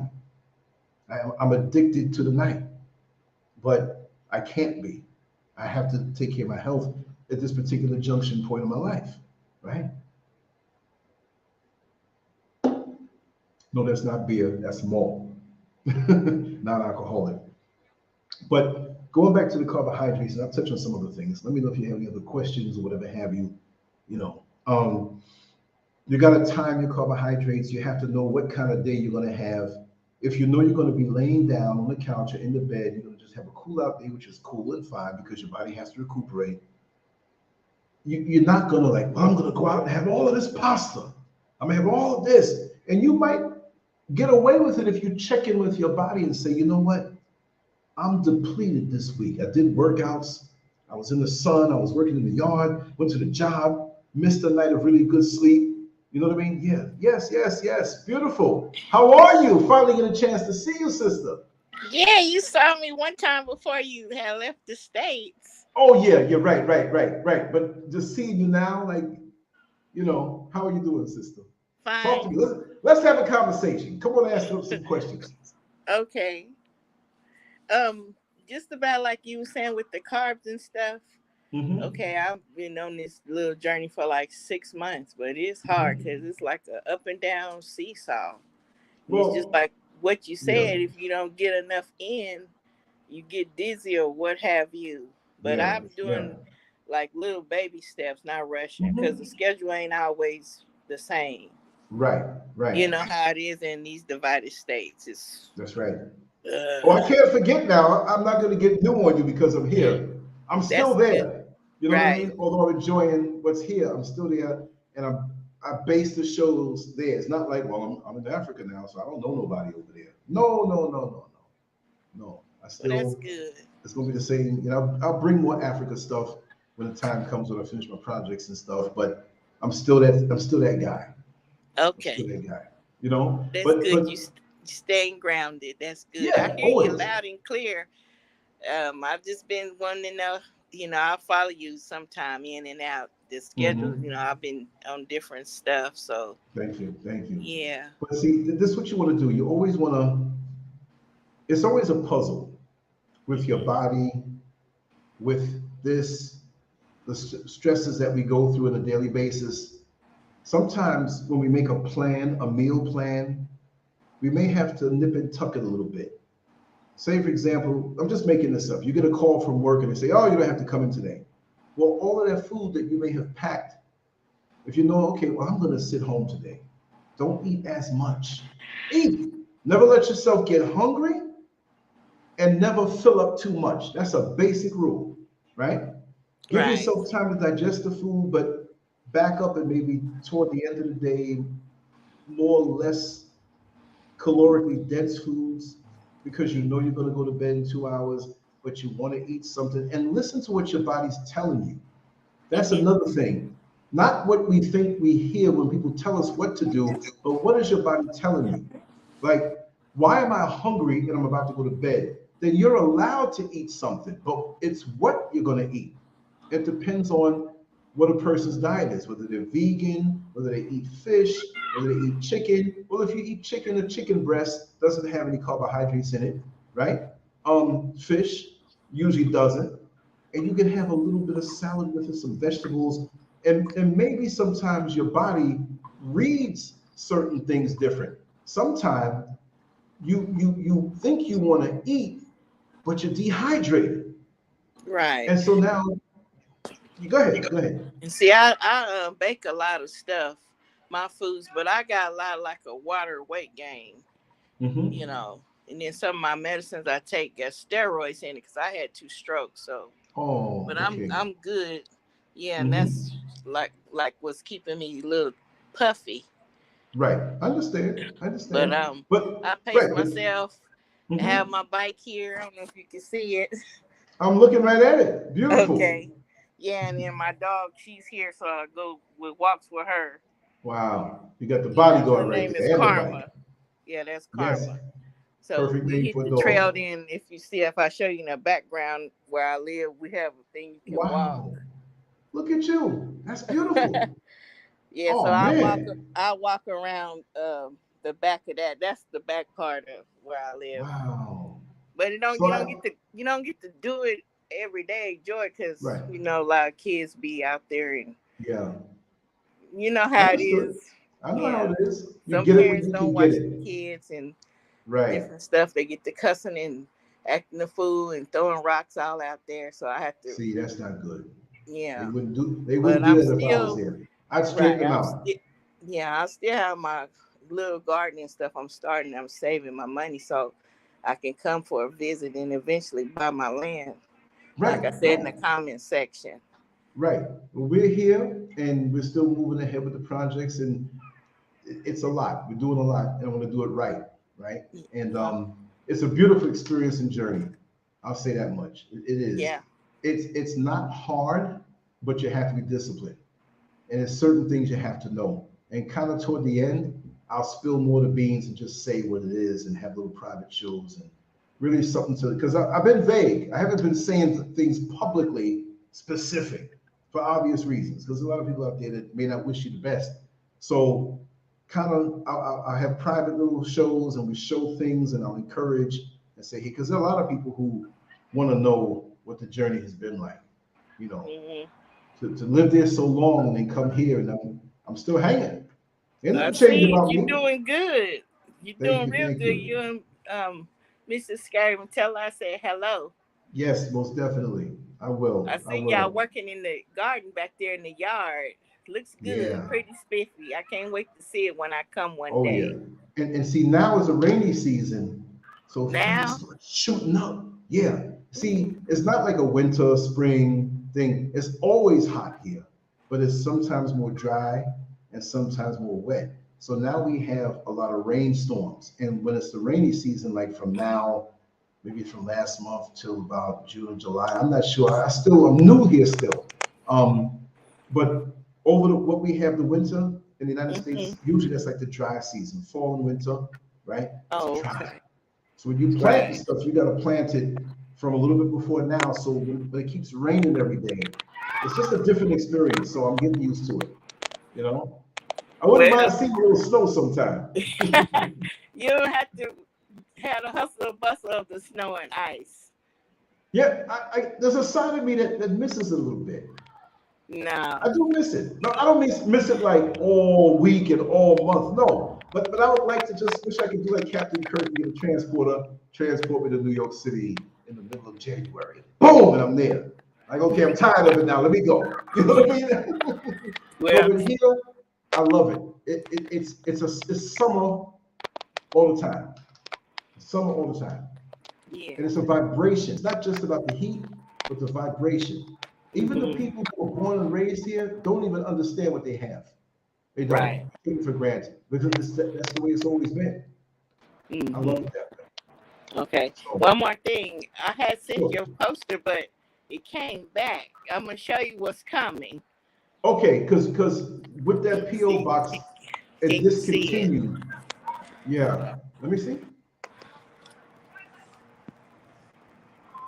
Oh, that's my favorite shot right here too. Oh man, I'm gonna get with you and tell you when you can send it now, if you want to. I had sent it. It's kind of like mushed in the back, wrinkled, but it came back. That's crazy. I didn't send it. I had a PO box there, right? And I was gonna keep it for a certain amount of time. And once there wasn't that much activity, I said we're gonna just cut the PO box. So probably that's what happened. But they're supposed to alert me. Oh, well. I'm going to give you a different address directly, not over the show, but in Florida where you could send it if you wish. Okay.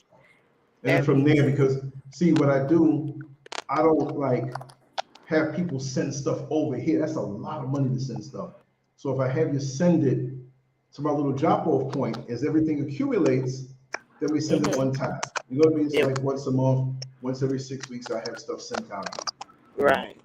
So it's still economically feasible for the people who are in America. So like saying, because let me tell you something. I had one little credit card that I had to have sent out here. One credit card. Do you know that thing cost I think it was $114 What? to send it? Yes. Little stuff.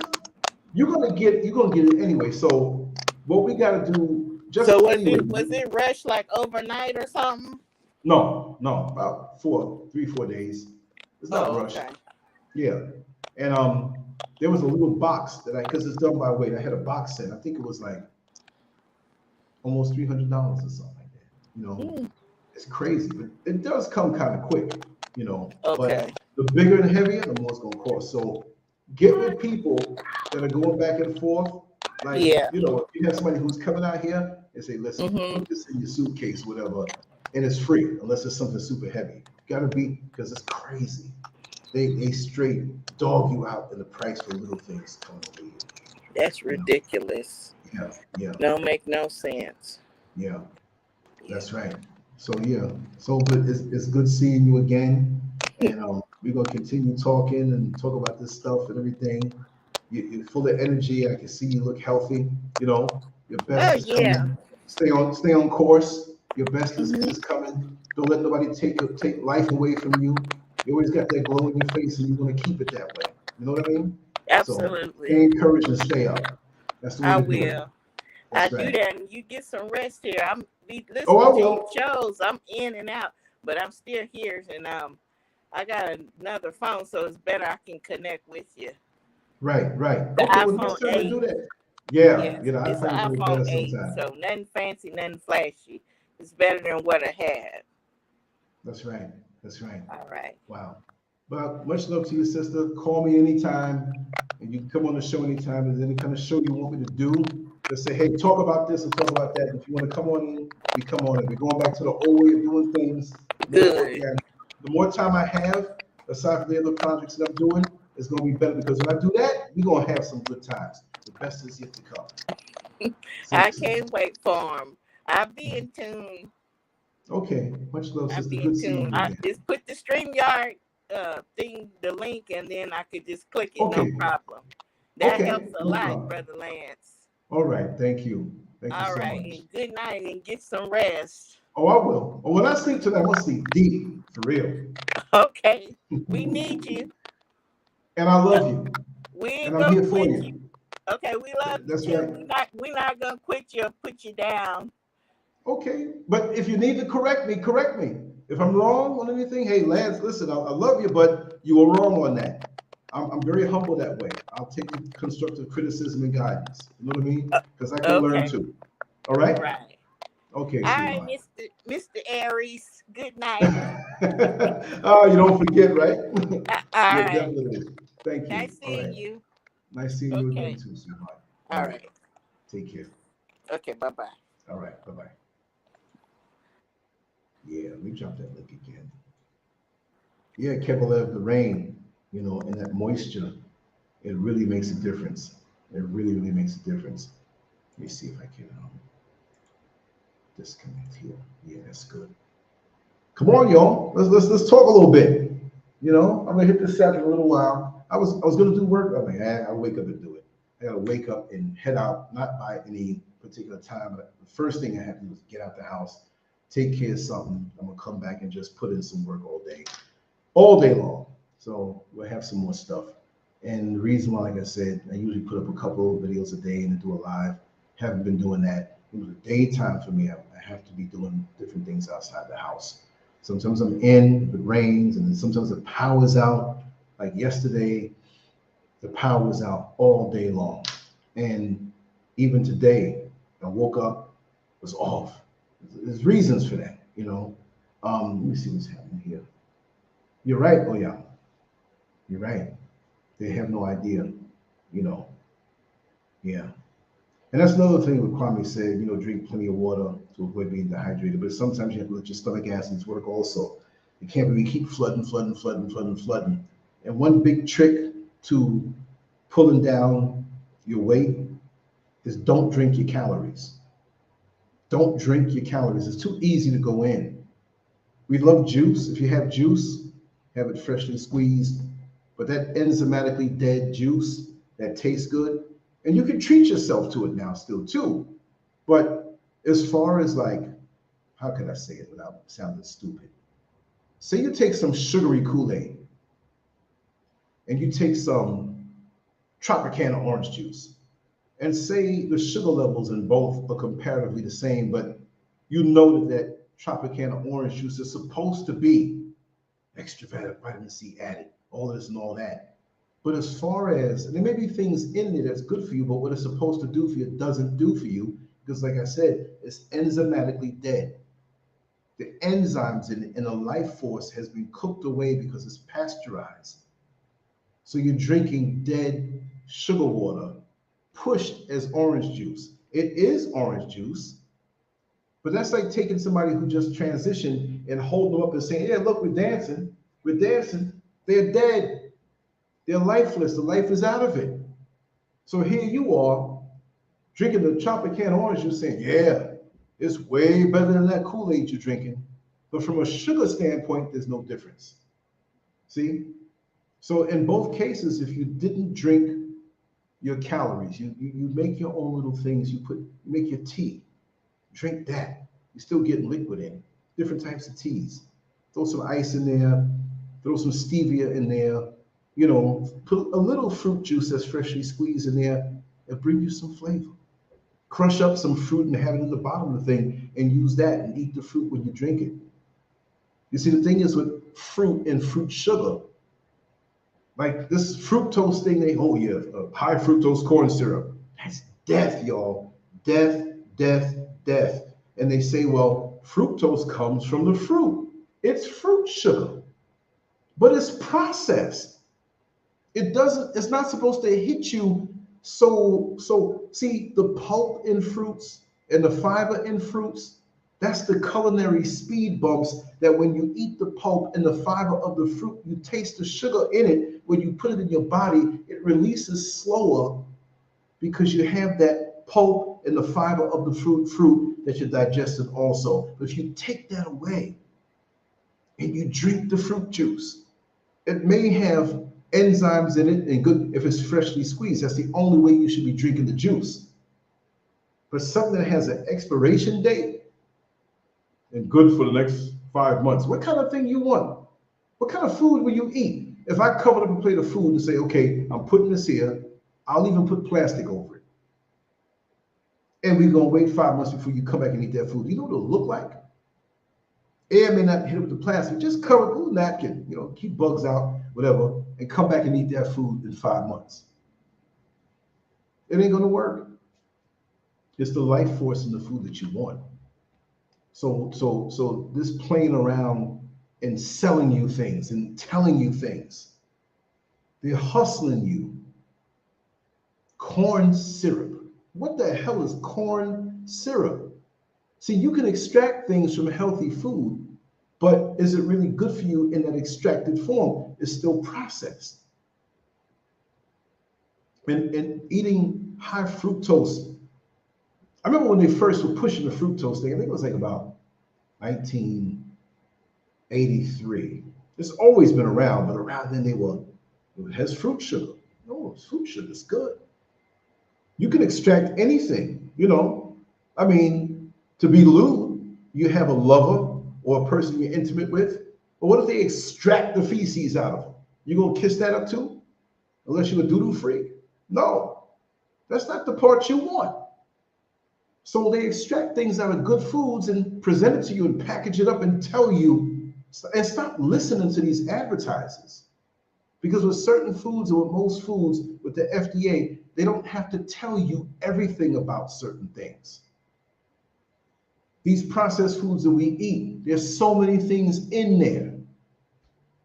You get your stuff fresh. Most of the stuff now is GMO. Anything seedless, you're not supposed to know. Seedless? Why is it seedless? And some of us are so lazy, we don't want to spit the seeds out of a watermelon, so we're just going to get the one that's seedless. And I did the experiment myself that I saw on Facebook. I had cut a GMO watermelon in half because the guy lied to me. He said, oh, those over there have seeds. I went and bought it. I said, man, I'm going to eat me some watermelon tonight. Now, y'all know, I don't care what they say about stereotypes. I love watermelon. There's a lot of water in it, flushes you out. It's sweet enough when you get a good one. You spit seeds out, you get all these seeds. That means you can get the plant back without having to go and buy it again. Could you imagine that? Every time you want to have a watermelon, you got to go and you got to buy another one again. That's the racket. You're not supposed to. But if you live in the inner city or somewhere where you can't grow or a climate, I understand that. But that's why you got to get to somewhere where you can do your own thing. And it's harsh because, it's not for everyone to go to another climate like that, but times are going to get rough and we're going to have some choices to make. The Creator made all the seeds He gave us in the fruits. He gave us a fruit for free. We can go eat it and have the seed and put it back down. Boom, more. Imagine. And then you got to take money you work for and go to the store and go buy something that's supposed to be there for you for free. That's sick. When the Creator gave you, whatever you want to call them, the universe, the system, the this, the that, I'm not going to get into all of that. All I know that the one who afforded us to be here provided everything for us. And I'm not even trying to talk about the Bible. You can see it. But we now got to go on some other oppressor's job, turn in all this life force and get paid back paper.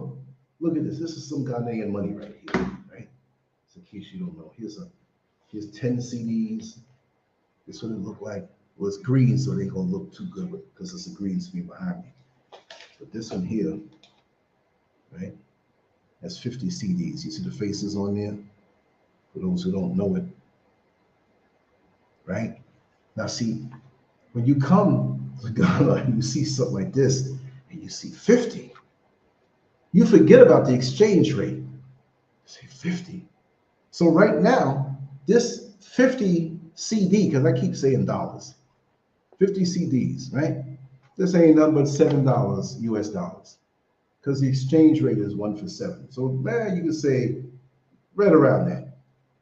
And when the numbers go up, the value goes down, right? So you souped up, you got a roll of 50s, and you're like, why is the money going down fast? Because it doesn't have the purchasing power of the ever diminishing US dollar. But it's okay because you get the equivalent, unless there's certain things that are in abundance here. So just an adjustment. But once you get used to it, I don't even look at that. I just like, you know what, I ain't spending no money. I only going to spend on what I need. But it's a shame because money has taken the place of life force.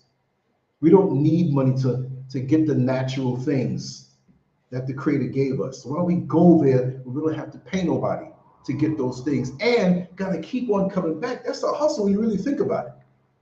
We're like crackheads. I'm not calling anybody here crackhead, but I'm just saying, you want more of that good stuff, you better go right on back and bring more money.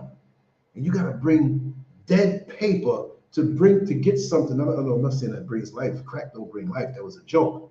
Anybody who has struggled with that and defeated that, my heart goes out to you, and I take my hat off to you. Because a lot of people who have gone through that, they don't talk about it. Because they think people will make fun of them. So when I use those terms, it's not in a vindictive way. But what I will say is that we're being played and hustled. That relationship between the Creator and us should not be interfered by some system that where we have to go somewhere and slave so they can give us money so we can go back and buy some apples and mangoes and watermelons. Ain't that something? The ground under us. We got to pay somebody else for that. And in this system, you got to pay to get out the system. You still got to pay to get out the system. I had to bring these to get the land to, okay, I'm done. That's sick. And there's always a way to try to come up and get you to have to give money. And you want to stay away from the system, and they keep grabbing you. Come back, come back. Now, how do they do it? Put the big billboard with the pretty car. And you a man, look, man, I want that car. That's like, want. Oh man, look, there's a sexy girl next to the car. Maybe if I get the car, I'll get her too. So they attach the things to your lust and your wants of things that you don't even need. So you have to have discipline to come out of the system. It's not just a matter of having a good amount of money to pay yourself to come out of it, but the resistance to say, you know what, I'm not going to be seduced into being pulled back into that monetary system, which I'm still in, but I'm trying to minimize it right now. So if it takes you $3,000 a month for your overhead, and a lot of us black folk, we always brag, well, yours is $3,000, but I $4,500 for me. You bragging about being in debt? How about making it where it's $1,500 a month for you to live, coming down from the 45? Why can't you bring it down to 12 and figure out ways? 900, 700, 400, 200. None at all? It can be done, but you got to be willing to part with the things that they seduce you with and get into the all-natural thing. But are you mentally ready to do that? See, we have to fight with ourselves. Well, you know, if I get out the system, I go out in the country out there where you are, Scurv, man, I sure love me some Lay's potato chips. I don't know. Maybe I can get somebody to ship it out. Well, why not get potatoes and slice them thin and season them the way you want, and something better than Lay's that is nutritional for you, has more nutrition. But we don't want to put the work in. We just want to get the bag and whatever. And for whatever you pay for those potato chips, how many potatoes are really inside of those bags of potato chips? Sliced thin, puffed up with air. Half of it full, or a third of it, it's a big bag full of air. And if you put those few potatoes and you could merge them all together, you probably paid all that money for one potato. They ripping you off. And you're, I need to get me another bag of that, man. That's good. So you get two more bags, and it might not even be one whole big potato in that bag of potato chips. And little kids run into the store corner and say, Mommy, I want to get potato chips. And they come into the white man in the corner, the other brother who just ripped them off, and give them the money, the dead form of life force, for something that's not going to do you any good, that you can make yourself even better. We don't spend time in the kitchen because we got to work more. So we don't have no home life. So we get the substitute thing, the thing that's sugared up more, oiled up more, salted up more, stimulating because we all jacked up, can't get no sleep, ain't eating good, doodle like a brick coming out. It's like you being stabbed to death. Bro, you all right in the bathroom, man? What's going on? I'm all right. What, you giving birth? You're doing Kegels up in there. Things pointing at the side of your anus when it comes down because it's so constipated and your body wants to get rid of it, but you don't drink enough. You're drinking sodas and this dead juice and this heavy meat, and this stuff don't come out. And sometimes you just give up out of being tired and the doodle swoops back up inside you. I've been there. Not long, because I always take good care of myself, but I know. And you walking around with this stuff, burping up a meal from 2 days ago. Got food in you from 3 years ago, Thanksgiving. You done put 3 years ago, you done put 2 turkeys after it.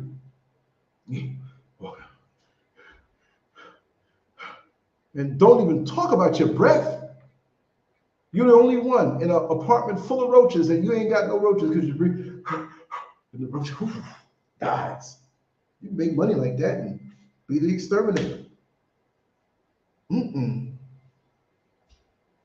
It's crazy. And we're off, and somebody else is profiting from that. We make ourselves sick, and then we got to pay for that too. And we never really have a chance to experience free living. We're not made to be a slave here in this system. And so many people don't get it. And just like our sister was saying, you know, the people are so caught up in having this car and that car. My father gave me an old Mercedes-Benz when I was in my early 20s. And I was so proud, you know, it wasn't brand new. It's a nice looking car though. Then what? You know? Oh, okay, let me see something here. Okay, let me check something here. Let me send a message. Okay. Let me see something. If you're listening, I'm just gonna say, let me just do a WhatsApp and just talk live at the same time. If you want to come on, I'm gonna drop the link in the room. If you're watching the show, it's still live. If not, I'm gonna soon be off, and then we'll talk afterward. Okay? Yeah.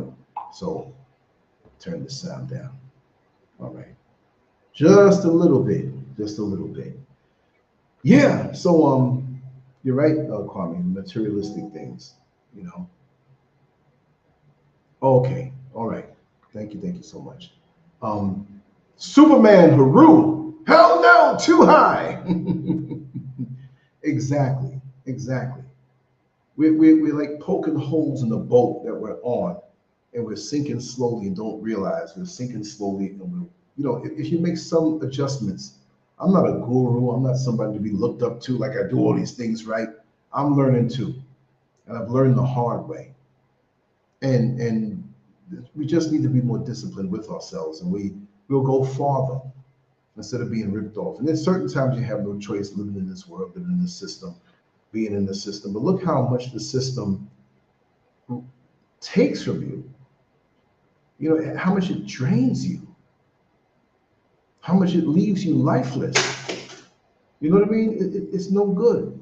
It's no good. You have to be more conscious in the choices and decisions that we make, whether it's food, whether it's the people we're around, just everything. To me, if I don't have a purpose for going out, and this is when I was in America, I wouldn't go out. Here, I can do a little more because it's not the same congestion on the spiritual level here. You have a lot of stuff, crazy stuff going on in the city of the crowd. It's just hidden more, undercover. I'm gonna show you some things that you won't believe. I probably won't be able to put them up on YouTube. Probably have to put it on the site, that I will. And Saturday night, I'm gonna be discovering some of these things and going into some worlds now. I gotta do that.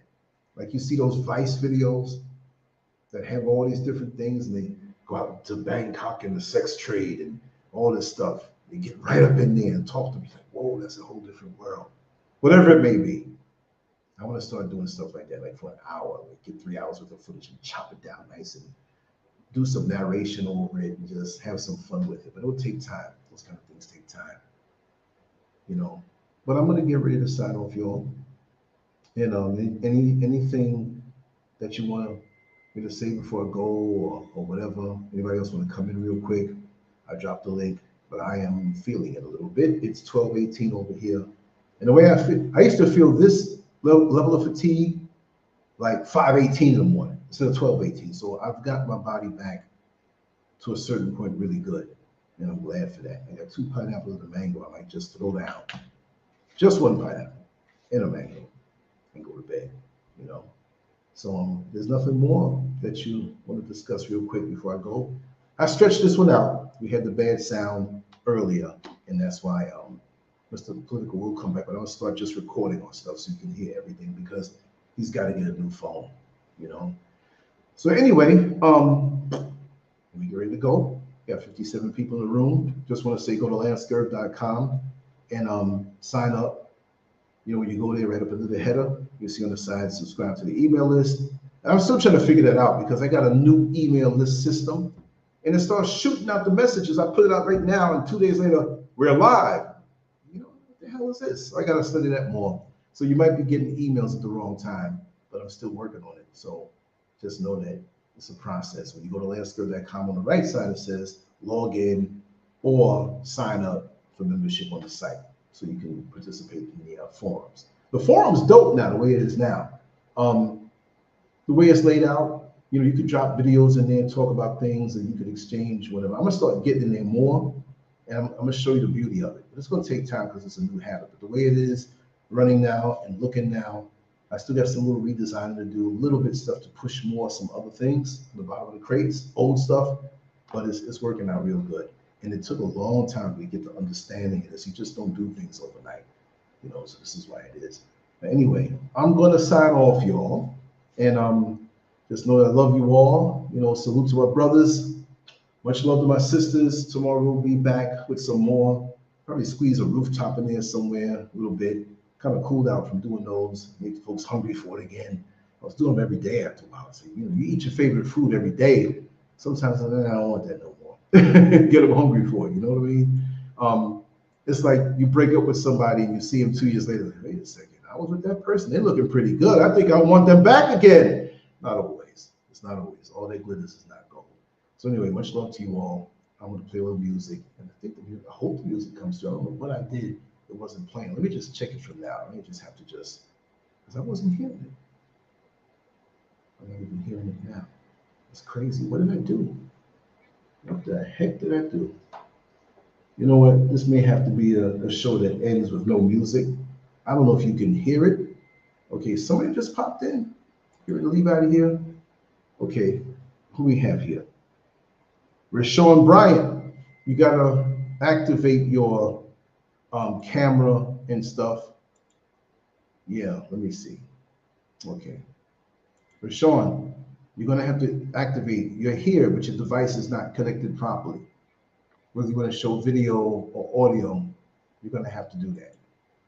I see you here, but I can't see you or anything, but I see Rashawn Bryant, 42. So you wanted to come in. I'll hang out a little bit if you want to come in some more. As you can see, I'm over here sweating bullets.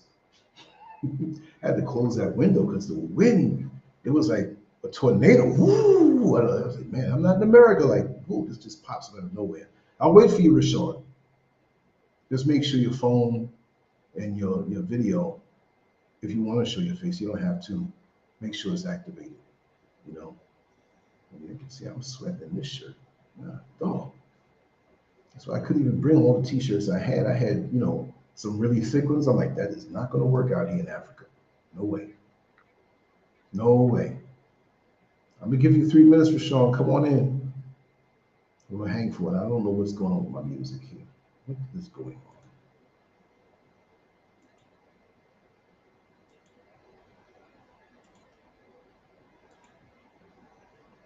It's not supposed to be doing this. It's always something. Try a different song. Okay. You don't hear the music, do you? As soon as I pulled out that other wire, I think I might have pulled out something else. Let me check something for a second here. I'll wait for Rashawn to come in. I just got to get on the back of this module. Hold on.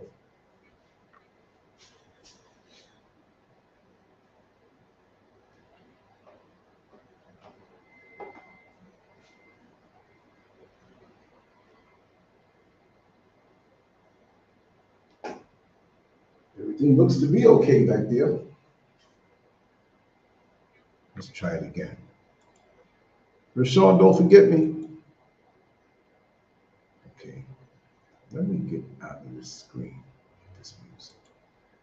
Bring it back in again. I don't know if it's something I did. Okay, let's try it one more time. Any questions, anything this time that I'm waiting? Because I'm getting kind of sleepy. Feeling like I'm ready. Ready to go to sleep. Let's see if this works. Doesn't work. Okay, let me check the volume of the audio. There's a weird icon that popped up earlier. Chrome is using your sound. I never saw that before. Just snatch it away. At least you can hear me talk. So you don't have to leave out of here with the music. Okay, let me check the chat room before I go. Okay. Yes, Rashawn, I see you. If you want to come on in, you can come on in. If you wanted to come in, I don't want to just, I'm home. I'm chill. My bed is like right behind that door down there. So it's like, I would dive. It's no problem. Plus, I don't fall asleep right away anyway. Tammy Ivy, I'm going to be doing more like this, like kind of like hangout talks. And like I said, not that I know everything, but it's just like, okay, who hit me here? Okay. Yes, I see you. I see you. Thank you so much. I see you. I'm not gonna blow your name up, but I see you. I see you. Yeah. But any info, anything I know, I'll share it. I don't know everything, but I'm always, what? Phone just dropped. foot quarter too that has a good case on it. Dropped again. It ain't broke. Let's hear. But yeah, whatever I know, I have a lot of experience with a lot of different little things, unique little things and insights. You got to share that stuff that you know, because it might be one piece of information that you share and it gives the next person the aha moment, like, aha, that's the piece of information I was looking for. So share it. You never know.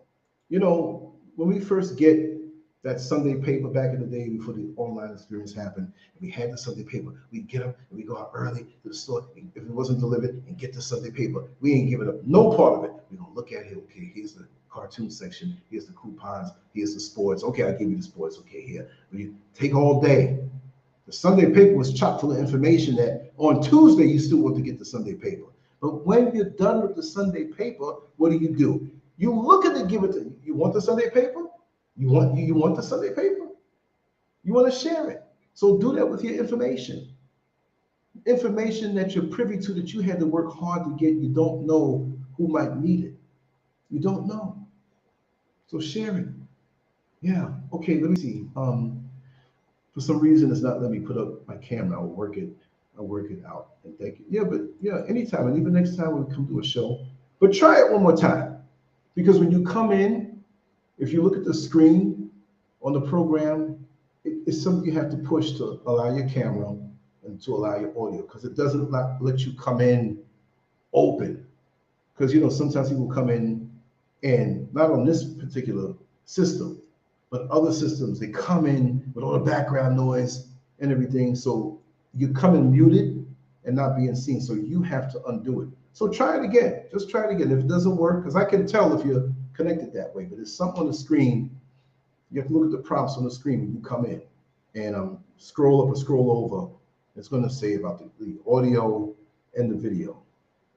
Because, you know, I've done streams before on different, you know, test streams and stuff. Yeah, come on in, give me a test. Click. It's like, yo, you know you ain't got no clothes on, right? So to avoid those moments, you have to put yourself in yourself if you want to. So we know, you know. But that's right, paying your way out the system. And it seems like that kind of sucks, but it's a good feeling. If you have a large lump sum of money, you can do that, but you have to usually, most people have to do it gradually. And then we have to hold down what we're holding down in the United States or the UK, wherever you are. You have to keep that going. Then you have to have enough to, and then you move it into this uncertain world, like Africa. I understand the mental thing that goes along with it because I did it. You know what I mean? So, oh, how do you get on the show? Let me see. Here you go. Click that link right now. Big Baby Religang. Okay, we have Rashawn again. Yeah, look on your phone and just look at the prompts. You have certain choices there that you can hit to open up everything, because you successfully hit the link and came in. So Big Baby, come on in. Let's chat a little bit. The bed's calling me, but I like conversation. As you all know, I'm very talkative. Yeah, you know. Okay, here's the link again. I'm putting it in again. Okay, just click that. And Rashawn, you can stay there and play around until you get it, you know. I'm going to actually graduate to another streaming program that will bring the visuals in clearer and it has more options. But I got to learn that again now. And that's going to take a month, take the time and upgrade and stuff. I have all the stuff here. There's just so much to learn. So to create stuff, do the lives, take the time. There's more stuff behind the scenes than, you know, as one person. It's kind of challenging. So you're always thinking. I mean, I went out today, had my cameras with me, but didn't pull out and do anything because I was very busy. But if the opportunity pops up, it's like, okay, let me talk to you for a second. I got it. But I keep it with me because the worst feeling in the world as a content creator is something presents itself. And I just don't want to be on the phone. I'm not above being on the phone because I got some wonderful apps I can do things on there. And I will utilize them more on the fly. But it's nothing like a good camera, and you get it right. You got that footage, and you bring it home, and you take time to put it right because you want it to look right. Like the impromptu thing, I went downstairs. Mr. Johnson was there. I said, Mr. Johnson, come on. We did that other video. Give me 5 minutes. So what you want to talk about? Talk about discipline in business. Right? Yeah. Okay. Yeah, you're welcome, sister. Yeah, I love this. You know when you're like at a little gathering, or you could be on the front porch with somebody, or in somebody's living room next door or down the block, and you feel a little fatigued, but it's like, okay, then somebody else brings something up and you end up being there an extra hour and a half. Boy, those are some sweet conversations. Because you know what? This is gonna make my sleep even sweeter. That's the way I see it. You know what I mean? And it's that energy. You go to sleep, you sleep so deep. You wake up with a smile on your face, you know, and it makes you think things in your mind, and you go places, you travel, and it's very stimulating. Because I'm in a very good space right now. But yeah, I know I look tired. I'm a little tired. I earned it today. I traveled up and down the crowd, went around here, went there, did this, hustled, picked up some things, delivered some things, did all this stuff. Oh man.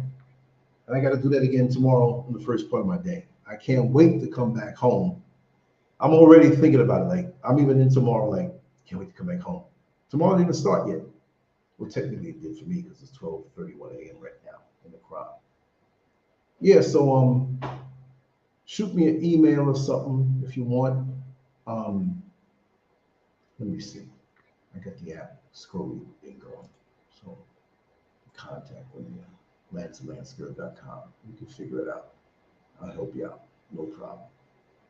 So one more time. Anybody else? Big baby, I didn't see you pop in. Don't be scared now. And that link is only for this show. The next shows, each show has its own link to come in. Because I got people hitting me up. I was trying to get on. So, did you get the link? They didn't put the link out. Yeah, I got the link right here. I'm like, yo, that's a link from like 13 weeks ago. What are you doing? Technology. Take knowledge. You know, you depend on it, it takes something away from you and your natural instincts. Makes you weaker. So the thing is to be strong and use technology. That's why in the social media game, it ain't gonna whip me. It ain't gonna burn me out. Nah, because most of my life it was pen and paper and direct communication, conversation, being raised a certain way to be social, being taught as a youngster how to have manners, how to greet people, how to assert yourself around other people properly and not throw off the balance and not be a social misfit. Jazzum! Jazzum! Jazzum! Jazzum! Jazzum!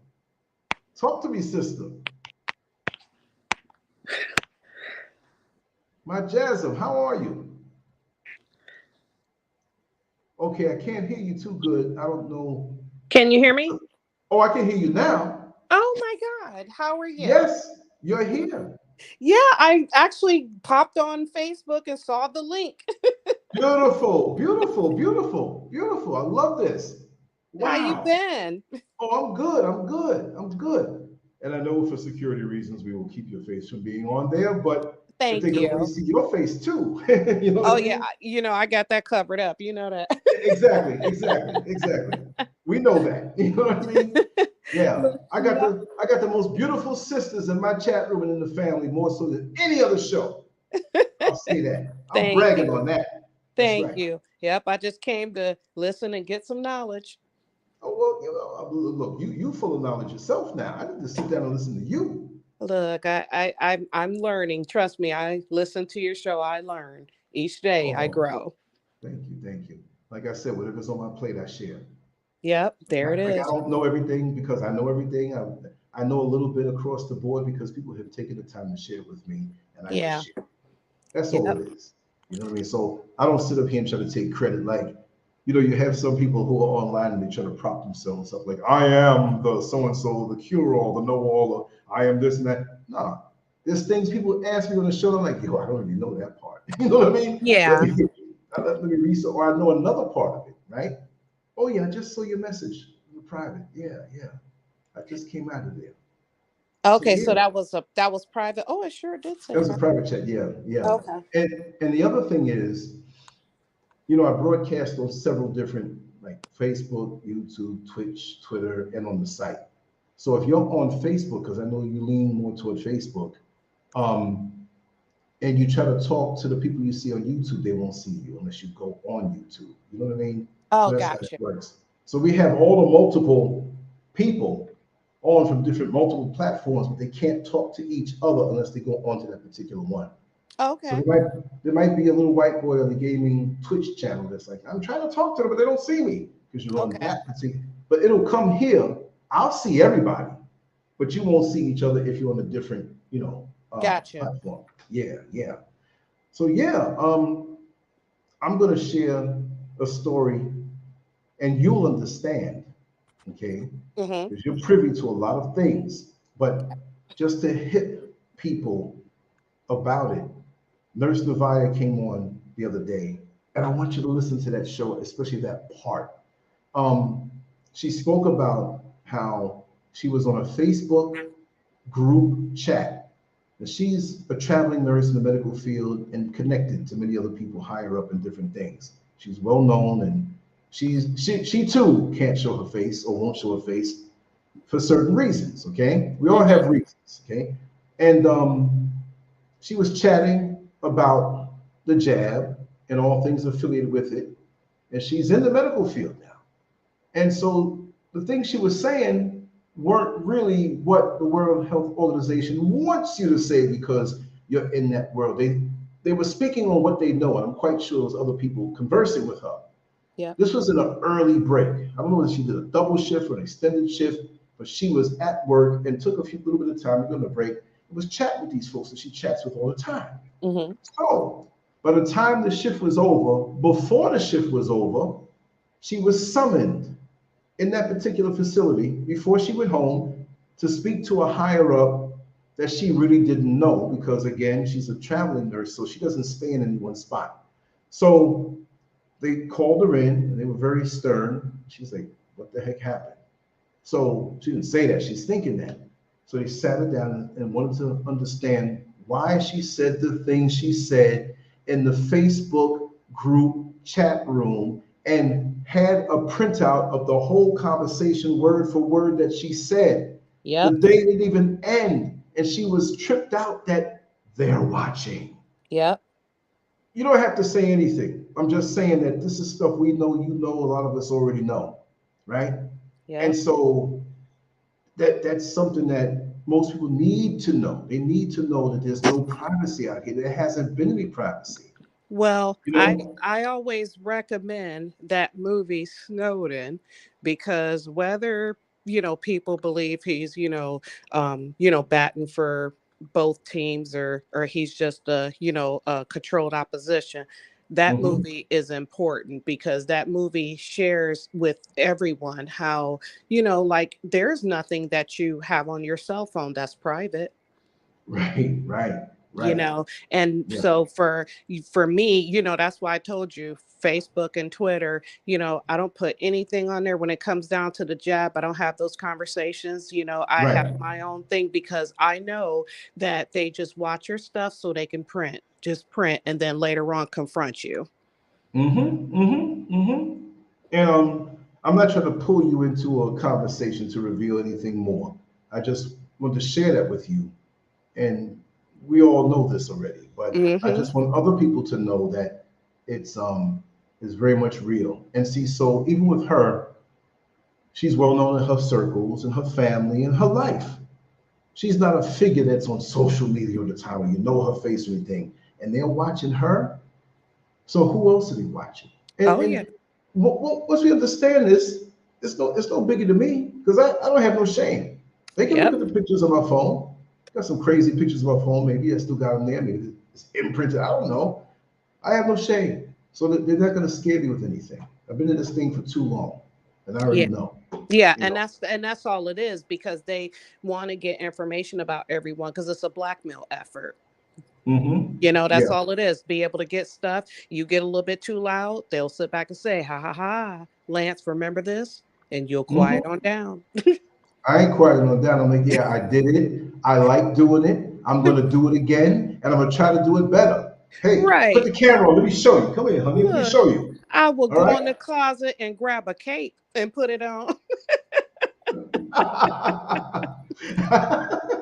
I will put on a cape and stand there like, hey, this is Right. me.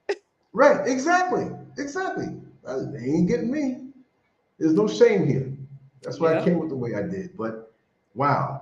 But this world, people need to prepare and just go within themselves, meditate, be strong, know who you are, know what your mission is.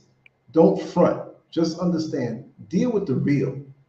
Don't be so distracted anymore. You know, it's just there's so much stuff out here to pull our minds away from what we need to be thinking about. And if there's any doubt, be still, be quiet, take those quiet walks, have some downtime. There's too many stimulating things out here to pull our minds off of and wear us down from what we need to be thinking about. I'm not talking about a boring life. I'm talking about an enriched life, grounding and connecting with nature, having that sense of inner peace on the inside. There's too much other noise out here to pull us out of who we are, to the point where we're forgetting who we are. And even still, relationships that may not be good for us, we're into that more, we forget who we are. We're pushing hard on the job. We forget who we are because we're trying to get that promotion. And if I just put in more overtime and take this course and get certified in this, but you're losing yourself. Yep. And then when we lose the job or lose that relationship, we're looking around like, what happened? It's not, things will happen, but just never lose who you are, what you like to do, no matter how simple it is. You want to collect butterfly wings or coins or stamps or whatever, do it. You want to get those little figurines and never take them out the box and put them up on the shelf and little Incredible Hulk dolls, whatever. I like to ride a bike. I like to draw. I love Yep. doing those things. I want to get back into weightlifting and bodybuilding. I'm getting back into it by my activities now. So these are the things that bring me joy. It may not be what brings you joy. Find you, Right. you know? I was just having that conversation with my cousin last weekend, and I was like, being able to have some, know your added value in life, because Right. the past 5 years, talking about, when I say frustrated, I get so frustrated because it's just, I just kind of feel like, people are just so petty. Just, it's Yes. just, I mean, we could sit back and, be talking about, a relationship, a guy and a woman and stuff like that, and throwing out thoughts. And then the first thing you'll have some petty person. Oh, it's because them women are single. And and it's like, but the added Yeah. and it's like, Yeah. but the added value is that there are some people that are single because they want to be single. Right. Do they forget about that? I mean, not Yeah, everybody wants to or feels that they only have value when they're in a relationship. or There are have a men title. or a title. Exactly. And you know what? And I think for me, where the frustrating part was, I don't think it's the fact that they didn't know that. I just think it's the fact that people being petty toward each other. Because clearly, a single woman, a divorced woman, a woman who's married, a woman in a relationship, they all have added value to bring something to a conversation. Yes, yes. And they can also speak about relationships. Just you don't have to be in a relationship or a relationship, which most people are in, Yep. right? I don't know the proportions or the percentages, but most people are in something because they really want to say they're in something, but it's not something that's fulfilling to them. Because you Yep. see, what I always say is that in the songs, they lie to you. These love songs, two people becoming one. Now I understand what they mean by that. If you really let that sink in your head, if two people, two separate people, two 100% people become one, that means you become 50%. Yep. Two people together properly will become synergistic and be or have the power of 25 people, but you can still do that if you're single and you're right with yourself and you're living balanced. This doesn't mean you are inferior or something's wrong with you if you're not in a relationship. And I wish more of our sisters understood that. And a lot of men play that on them. Girl, You 40 years old. What's wrong with you? You single? Why ain't you married? Why do you have to be? Right? You know, Because go ahead.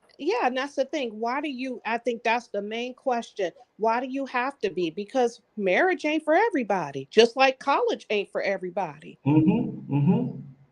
See, this whole thing where I think of the old church ladies.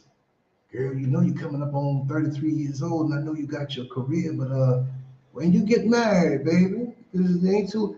Why the put? Look, and these very women, the big church hats. So I'm not picking on church. I'm just painting the picture. When you really go in that church parking lot after the service, and the ones who are trying to school you about being married, they the ones in the jacked up situation. Yeah, sister so and so who was telling you about being married. You know, her husband and had 3 kids on her since they was married, but she don't want to talk about that. You know Yep. what I mean? Yep. And all these ones that have these dysfunctional, toxic relationships try to tell you it's not worth it if it's that way. If it is for you and you want to do this, then you do this. But a good marriage starts with a good friendship, a good connection. There are people who are dating each other or courting each other who have better relationships than people who are actually married. And sometimes they Absolutely. don't want to do the piece of paper thing. They've come to a point in their life they say, listen, I don't have to get married to you. The beauty is that they're coming to you because they want to. They want to be with you. That is between you and that next person. City Hall and the law have nothing to do with that. Now we know when, because of legalities and things you've accrued in this life by a certain point, if you got to be paranoid about that, then you don't need to be with the person. It shouldn't be about those things anyway. Yep. And also, if you have children, you will protect yourself so that nobody comes and deprives them of what's due, of what you've sweated for all of your life. I understand that. But it shouldn't be this whole, because it's crazy. The social media generation has made it even worse. It's like everybody's like Elizabeth Taylor. They just married and divorced, they married and divorced. Kim Kardashian married, divorced, or lay around here, lay around there. And we spend our whole lifespan jumping from one thing to the other. We jump from the fire, from the pan into the fire, and then into the toilet. And a lot of times it's just to try to keep up with a lifestyle that's not real. Because I sit back and, well, you know, I've been married, divorced, only married one time, divorced one time. And my daughter, I don't know if you know, February, she turned 30. Wow. And so, yeah, But wait 30. a second. Yep. How she turned 30 and you look 28? Look, I know. I just had someone that compliment me yesterday. It was like, oh my God, you have a Ooh. 30-year-old. You look like you're 30. Ooh. I know she happy too, because she's like, boy, I got some good genes in me. You know what's funny? Me and her went out to eat. When she turned 30, we went to this restaurant called Cheddar's. They carded both of us. Wow. No, I'm serious though. No, I know this. I'm telling you, y'all in the chat room and those who are watching it, it's for real. It's for real. It's for real. I still can't understand your genes. It's good genes because my mom, you know, for the longest, they thought my mom was my sister. So Right. it's good genes. But I sit Wow. back and, you know, I was, you know, just thinking, I was talking to someone and I was sharing that with her. She's in a bad relationship. And I'm always here to tell people, you got people on social media, they got Facebook relationships. Okay. That's not the reality. All those pictures is not the reality of a lot of their lives. Right There you now. go. And once again, social media is a place where people just go highlight the best of them, never the worst. Okay, you have some people that go on there and share their stories about their life. Like I like to watch this one channel. I think it's called White Underbelly. And Yes, I love it. A yes, soft white underbelly. That's yep, what I'd be doing that right now. I'm not gonna bite them, but I'm gonna do some things out here like that. But yeah, because of me being born in America, there's a little standoffishness before they open up. You know what I mean? yeah, So I got some situations that I'm gonna go into and record, and it's gonna be along those lines. I yeah. love it. I And love it. white underbelly, what I like about it is because whenever I sit back and get frustrated with people, hell, just humans in general, and That's people right. petty ways, I always go to different places and get different info or whatever, and just sit back and watch stuff because it brings you back to humanity. Because when you look at, I was sharing that with my cousin. She was, she's in a bad relationship, that kind of thing, whatever. And I told her, I said, look, I said, you don't need to have a title to be happy. Right. And I told her, I said, when you call me or you come visit me, you're always like, oh my God, you're having such a good time. I said, and I'm single. I said, and I'm single by choice. Right. And I said, Oh, what? you don't Look, need to look. I have know a you get title. offers every day. I know you go to the supermarket, they follow behind you. I As a know ma- if you as go in a the matter of supermarket fact, and get in the longest line, and there's a brother who's checking you out, and he's next to get checked out in the line, he gonna come and get behind you in that long line just to get next to you. you know I what? already know. I just had someone, he asked me out to dinner and I was laughing. I said, COVID dinner. We were just kind of laughing. But I think this to me was a sad situation. And it made me kind of like, not necessarily examine myself, but I kind of thought about it. Had this guy that I've known for a long time, right? And just known him a long time, we've always got along, but I can honestly say there's always been some chemistry there. Okay. Yes. Now, and of course it's like, I'm not going to sit there and act on that because it may not be the same. So, it's like, okay, Right. but I finally seen him. This was like about 2 months ago. Finally seen him. Hadn't seen him in like a couple of years, right? He got 5 kids now, right? And he said to me, we were sitting there having a glass of wine, and he said, I just wanted to confess something. I've always had a crush on you, always liked you. And I was like, well, why didn't you ever say anything? You know what he said?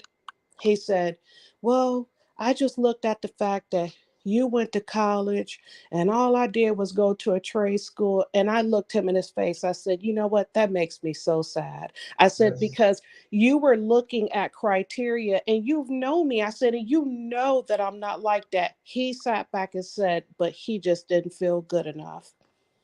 How Wow. sad. That hurt me though. It hurt me. And Yeah. we talked about it.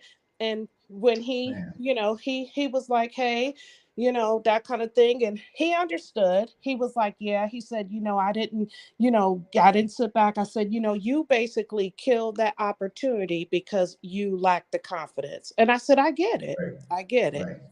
Right. But how See, shameful is it that we live in a society where a person who, and he's like, this guy is talented. And it's like, you talking about carpentry work? I've seen his work. wow. Beautiful. And how sad we live in a society where that man felt like he wasn't good enough because society says that people that go to an institution, a school, they're smarter. I was like, I've met the most dummies with a degree. Exactly.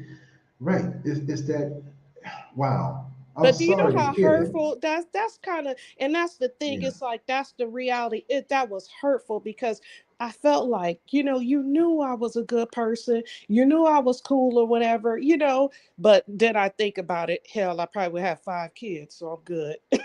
Right. Yeah. Right. Which is not a bad thing, but maybe that's not what you wanted. You That know is what I not mean? what I want. That Right. is not what I want. Yeah. So, right. But just think of how many unions have not, you know, connected because of that, because of the superficial. Because see, you're not superficial. And you personally, if you wanted to be and play that game, if you had some other woman around you trying to, I'm this and that, you can play that game. Trust me, chat room and people listening, she can do that. She can do that. Your career and your looks and all, you can play that game and knock it out the park all the time. Yeah, it's just So, I just have that integrity because as yeah, I've gotten older, I get more seasoned, and and of course I'm not perfect, but and I wasn't perfect in my past, my earlier years in my life, but as I've gotten older, seasoned or whatever, it's like, you know what? Time is precious.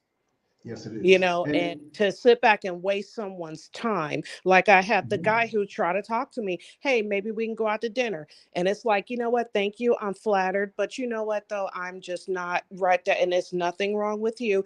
It's just that, dude, save your money. That's not where I'm at. right. Because right now, look, I'm trying to, I'm sitting here trying to plan a trip to Belize. So I'm There good. you go. Right.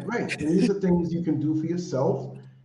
it's not the game where, oh, I need a man to do this or need whatever. And you're free that way. And your life is going to be pristine anyway. But just understand that your average is somebody else's perfect. See, you're not average, but you being a balanced person still, and it's not your fault that you come off. But see, these people are looking at it the worldly way and not getting to know you. Yeah. Because you're not on it like that. I know that personally. You're not on it like that. You're not pushing that out there. And you can play that game and win, but you don't do that. And see, the world has messed up the minds of so many of our brothers out here that, they don't have that confidence when it comes down to it. And really and truly, I can say for me, I've never suffered that way because I was raised a certain way. And people would ask me, like, how are you friends with that young lady? And it may not even be something sexual. Like down through the years of my life, that I approach everybody. Hey, so, and I'm normal. Yeah. I'm not coming with trying to front like I'm more than what I am. I'm not going to come subservient or beat down, even if I don't have the career or this or that.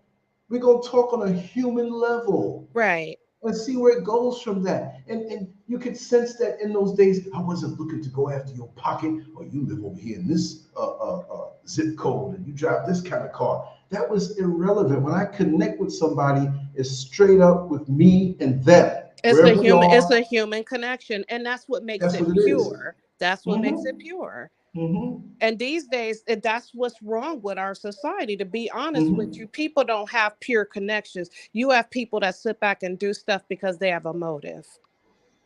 And to me, that's the difference between playing chess and checkers, because in the end, a chess player just have to know the game. They don't have to have a motive. They just have to know the game. That's right. That's right. And that's the thing. It's like you have people go in like, I've seen it happen. Go to the jazz club or something and had a woman listen to some women talk about how this guy was dressed and he had this and he looked like he had money and everything, blah, blah, blah, blah. And I'm sitting here thinking, like, if I see somebody and they wearing a $600 suit, I look at that as a bill. For real, because because like if I see a guy, he's driving a Jaguar SUV, he got this $250, $350,000 house or whatever, I see that as a bill. For real. That's what it is. You want to experience life wherever you find yourself on a financial level, right? Why do we always? I'm not saying you or me, but why do many of us want to always live beyond that? Yes. Because I always say it's not how much you make, is what you don't spend. That's right. You have multi-millionaires who are in more debt on their level than maybe the blue collar guy who has a civil service job and handles his money better than that and sleeps better and is more secure as he follows certain practices. Well, and that's what it is. And Facebook, I always, when I go on trips or whatever, I drive, and if it's somewhere I got to be quick, of course I fly. But oftentimes I drive, because for me, it's the joy. I get to sit back, I get to cross bridges, see country life, see this and blah, blah, blah, and enjoy the experience. I'm driving and I got to love a peace of mind.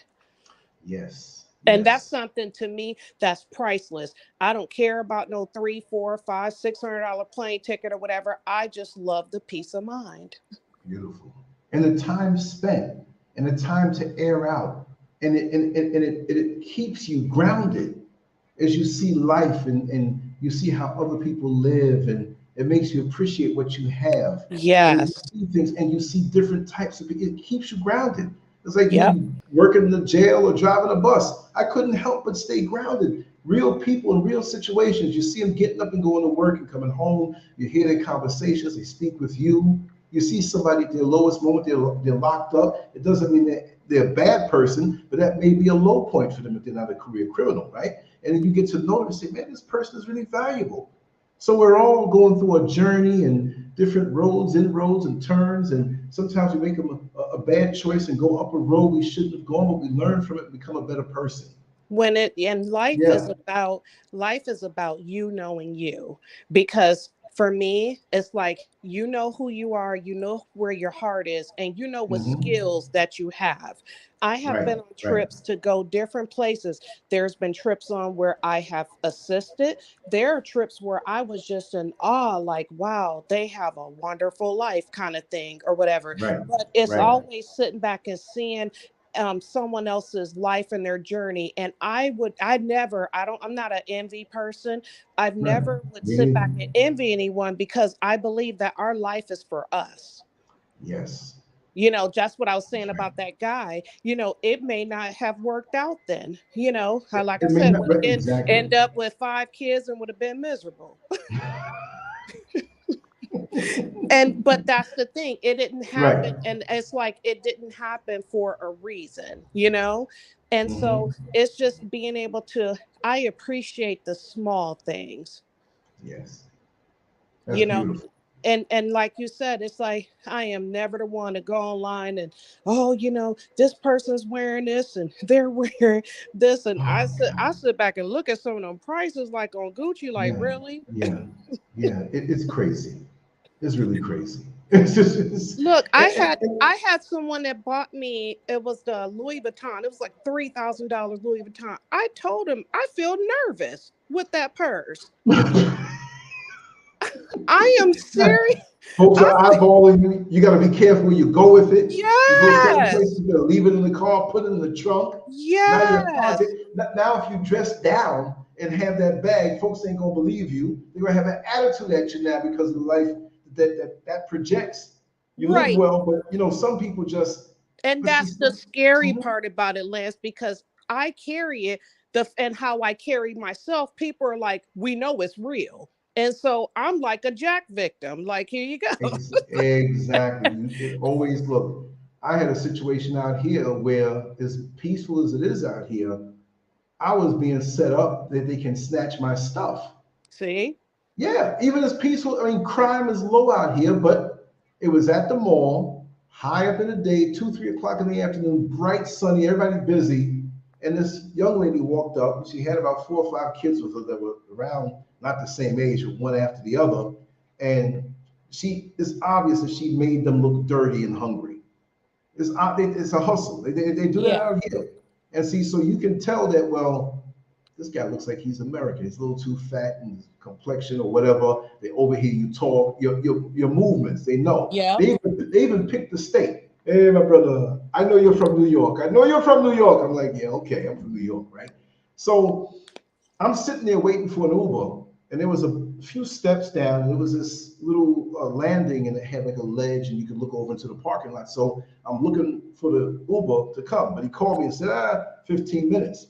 Well, I had just purchased another module for the internet, and it came in this bright, big yellow box in the yellow bag, and I had some other bags. I had some things I had to pick up, and I actually had lots of groceries because there's a grocery store in the mall, right? A ShopRite.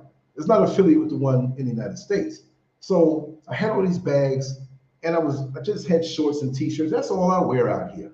You know what I mean? So I'm waiting. So she comes over. Oh, sir, could you help me? And the kids are right on point. They're just looking all hungry and oh, I'm so hungry. Rubbing their stomach, and I just didn't have anything. I didn't have any cash. I used cards. Right. But she didn't believe me. But first of all, I knew this was a hustle. Yeah. See, so I wasn't gonna give anything like that anyway. But if it was real, then I didn't have it. I might have had 2 CDs, which is like so many cents. So now I'm next to her, and I'm looking ahead, but the children keep coming up close to me, to the point where the little shoulder was touching my leg. And I'm very careful with children around me. I don't want nobody thinking I'm some kind of kook. You know what I mean? Or pickpocketers. Right, exactly, because they will do that too. Their little kids, they touch you, and they go reach in your pocket and they go run off. They do that. So I'm watching that. So I moved over a little bit, and I see her now out the corner of my eye. What I was doing, I was looking at my phone, but I looked at my phone and turned the phone back so I can see my face. So I kind of turned my back a little bit, and I'm looking at myself, and I'm looking at the reflection of the phone. Like I'm gonna take a picture, I'm looking at her. And she didn't realize I had it tilted a certain way. Yep. And she kept looking to the side of me, and she motioned her head. And said, go ahead, go ahead. And so I took the phone a little bit, had it down. There were these two big burly dudes behind me, getting closer and closer. They're gonna do a snatch and go. That's what they was going. I knew that's what it was. Yep. Right. And they both were bigger and younger and stronger, but maybe they knew they was going to be into a fight anyway, still too. But they didn't want to fight. It was just get close and snatch the stuff and go. So she was definitely looking at them, and they were behind me. Brought people walking by. It was security guards over there, everything. But they would have ran, and because in those bags, so I just quickly picked up my bags, gathered it, and just walked like 15 feet over and put my back up against the wall. Yep. And I'm looking at him like, okay, I know what you're gonna do. I didn't want to go through the hassle of turning around. You're gonna try to take my stuff, and I'll hurt you. I'll knock you out. I don't. I just took the piece away. So now they're sitting there, and she's talking to them and looking back at me, and they're looking at her like they gotta walk up to me now and take what they come in, come on, take it. Yep, that's right. They just walked off. Yeah, because they saw that you postured yourself. Yeah. Because when you posture yourself, you basically show them I'm street smart. Exactly. Now here's another thing that we gotta watch who we have around our children. Yes. You know, I had a little kid around me talking to his mother. I won't say specifically where and whatnot because I don't want to shame the mother. Right. It's not her fault. But he kept coming toward me and putting his mouth on my hand by the tattoo. Right? By this tattoo. He thought it was candy or something like that. Right? So he was like 3 years old put his mouth on the thing, and I'm like, no, you can't do that. I may not be too clean or whatever. I'm like, okay, mother, kind of kick in, and yeah. She was light about it. And I was like, oh no, So I'm not squeamish like that. Kids are kids, and there's a little saliva on my thing. When she was speaking to some other friends that were there, she kind of turned her back. I'm sitting there, he kept trying, so I put my hand behind my back. Okay, we're gonna end this one. So I was sitting down. I was relaxed, we were talking. And so he came around, and I looked the other way real quick. I'm looking around and everything. I'm sitting down.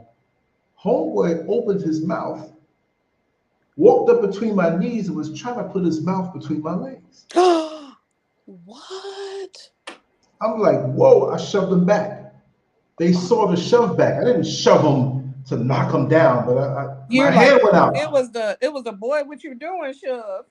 Exactly. So he was, and they saw him try it again, and I'm like, they saw why I shoved him, right? Mm-hmm. And then after he tried that, and I got him away, I didn't expect that. He put his hand out, like give me something, give me, like, I read that where, see, if I do that, you're gonna give me something. Yeah.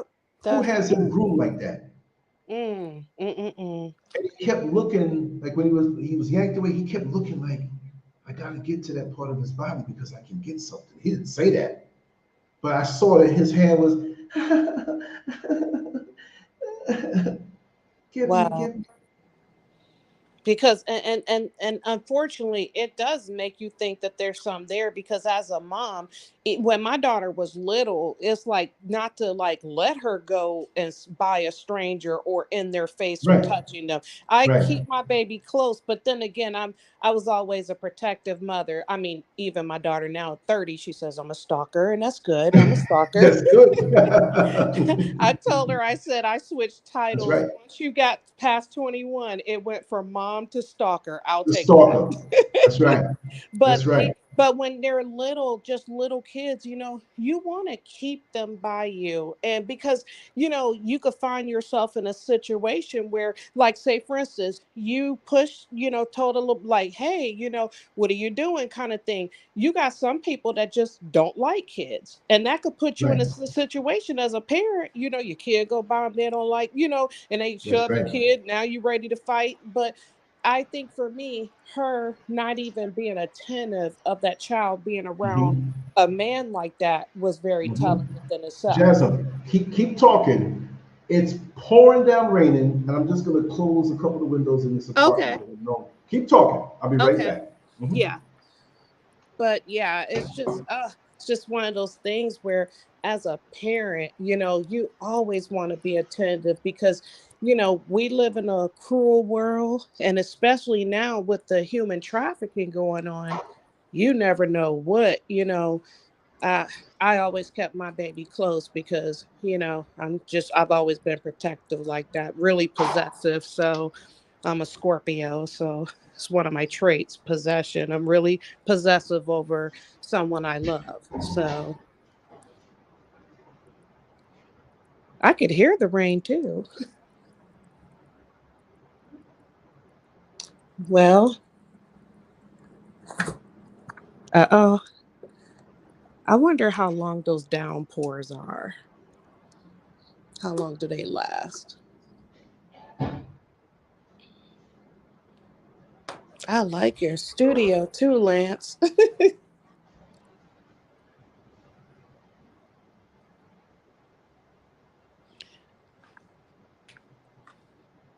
Well, hmm,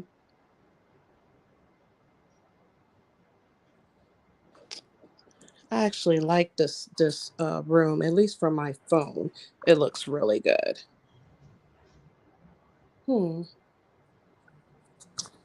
Let's see. Learn this. That's the chat.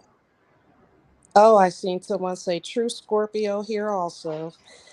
That's seven black black black's lion. I kind of like that. But yep, that's the Scorpio energy. We're possessive over who we love. As my baby's gotten older, I've learned how to balance that possessiveness and share her with the world. But it took some Yeah, time I'm though. back. Are you back? Yes, yes. I heard. I'm thinking like, is this static on the line? It is like shh. And when the Yeah. rain comes down here in the motherland, it drops out of nowhere. I mean, hard. How long does it last typically? Doesn't last long. Doesn't Okay. the usually doesn't last long. To me, and maybe I'm wrong, it's like those low clouds that kind of sneak up on you, but it's not like the old all day overcast Yeah, type it'll thing. just do a quick downpour. Right. And if it is, it's a bunch of singular small systems that are kind of bouncing off each other. Because it's gonna stop, it's gonna get quiet, then I'm gonna have to turn and open the windows again. I mean, I leave the screens closed because mosquitoes are vicious out here, but um Yeah, that's it how it was was when I was in Japan too. It was like mhm. it'll just do a quick downpour, come down really, really, really hard, Yeah, and then it'll just stop. yeah, yeah. I love that though, but this time of night I love it because right now it's 1:13 a.m. And like when you go to sleep a little early and you wake up and you hear the storm, it's the nicest feeling. It's just the But atmosphere out here. you know what's the nicest place I experienced that was in Florida? Was down Oh, there in Kissimmee. My oh daughter, yeah, yeah. yeah, my daughter was 10, took her to Disney World, of course, and it was a downpour. And then after it got done, the sky was like this sun-kissed glow. It Yeah, was yeah, beautiful. And yeah. we were It is just walking beautiful. around like it was nice. Yeah. Uh-oh, you froze.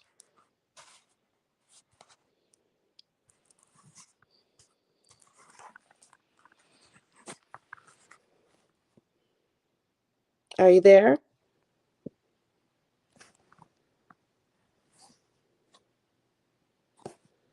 Hmm.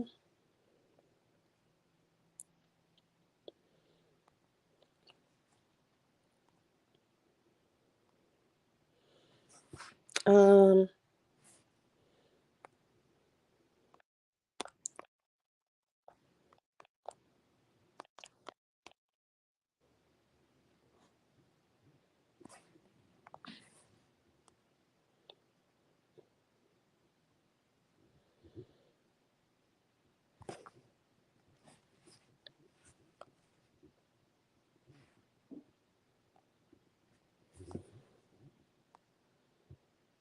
mm,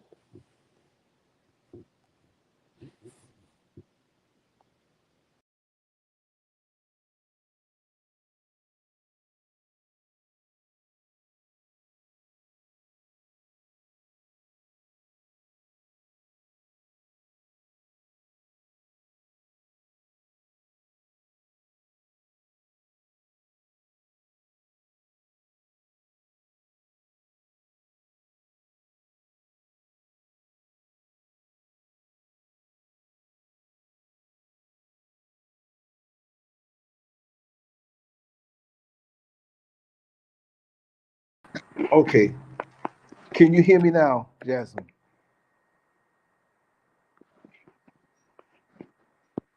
Okay, we have some serious issues here. Okay. Okay, let me see if you can hear me. Hello, Jasmine. I had to leave the show because my screen froze up. I'm not even hearing you here. Okay.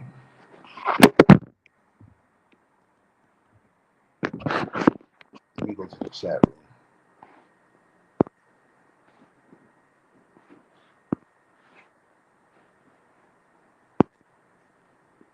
I can't even get into the chat room. This is crazy. I like to say something.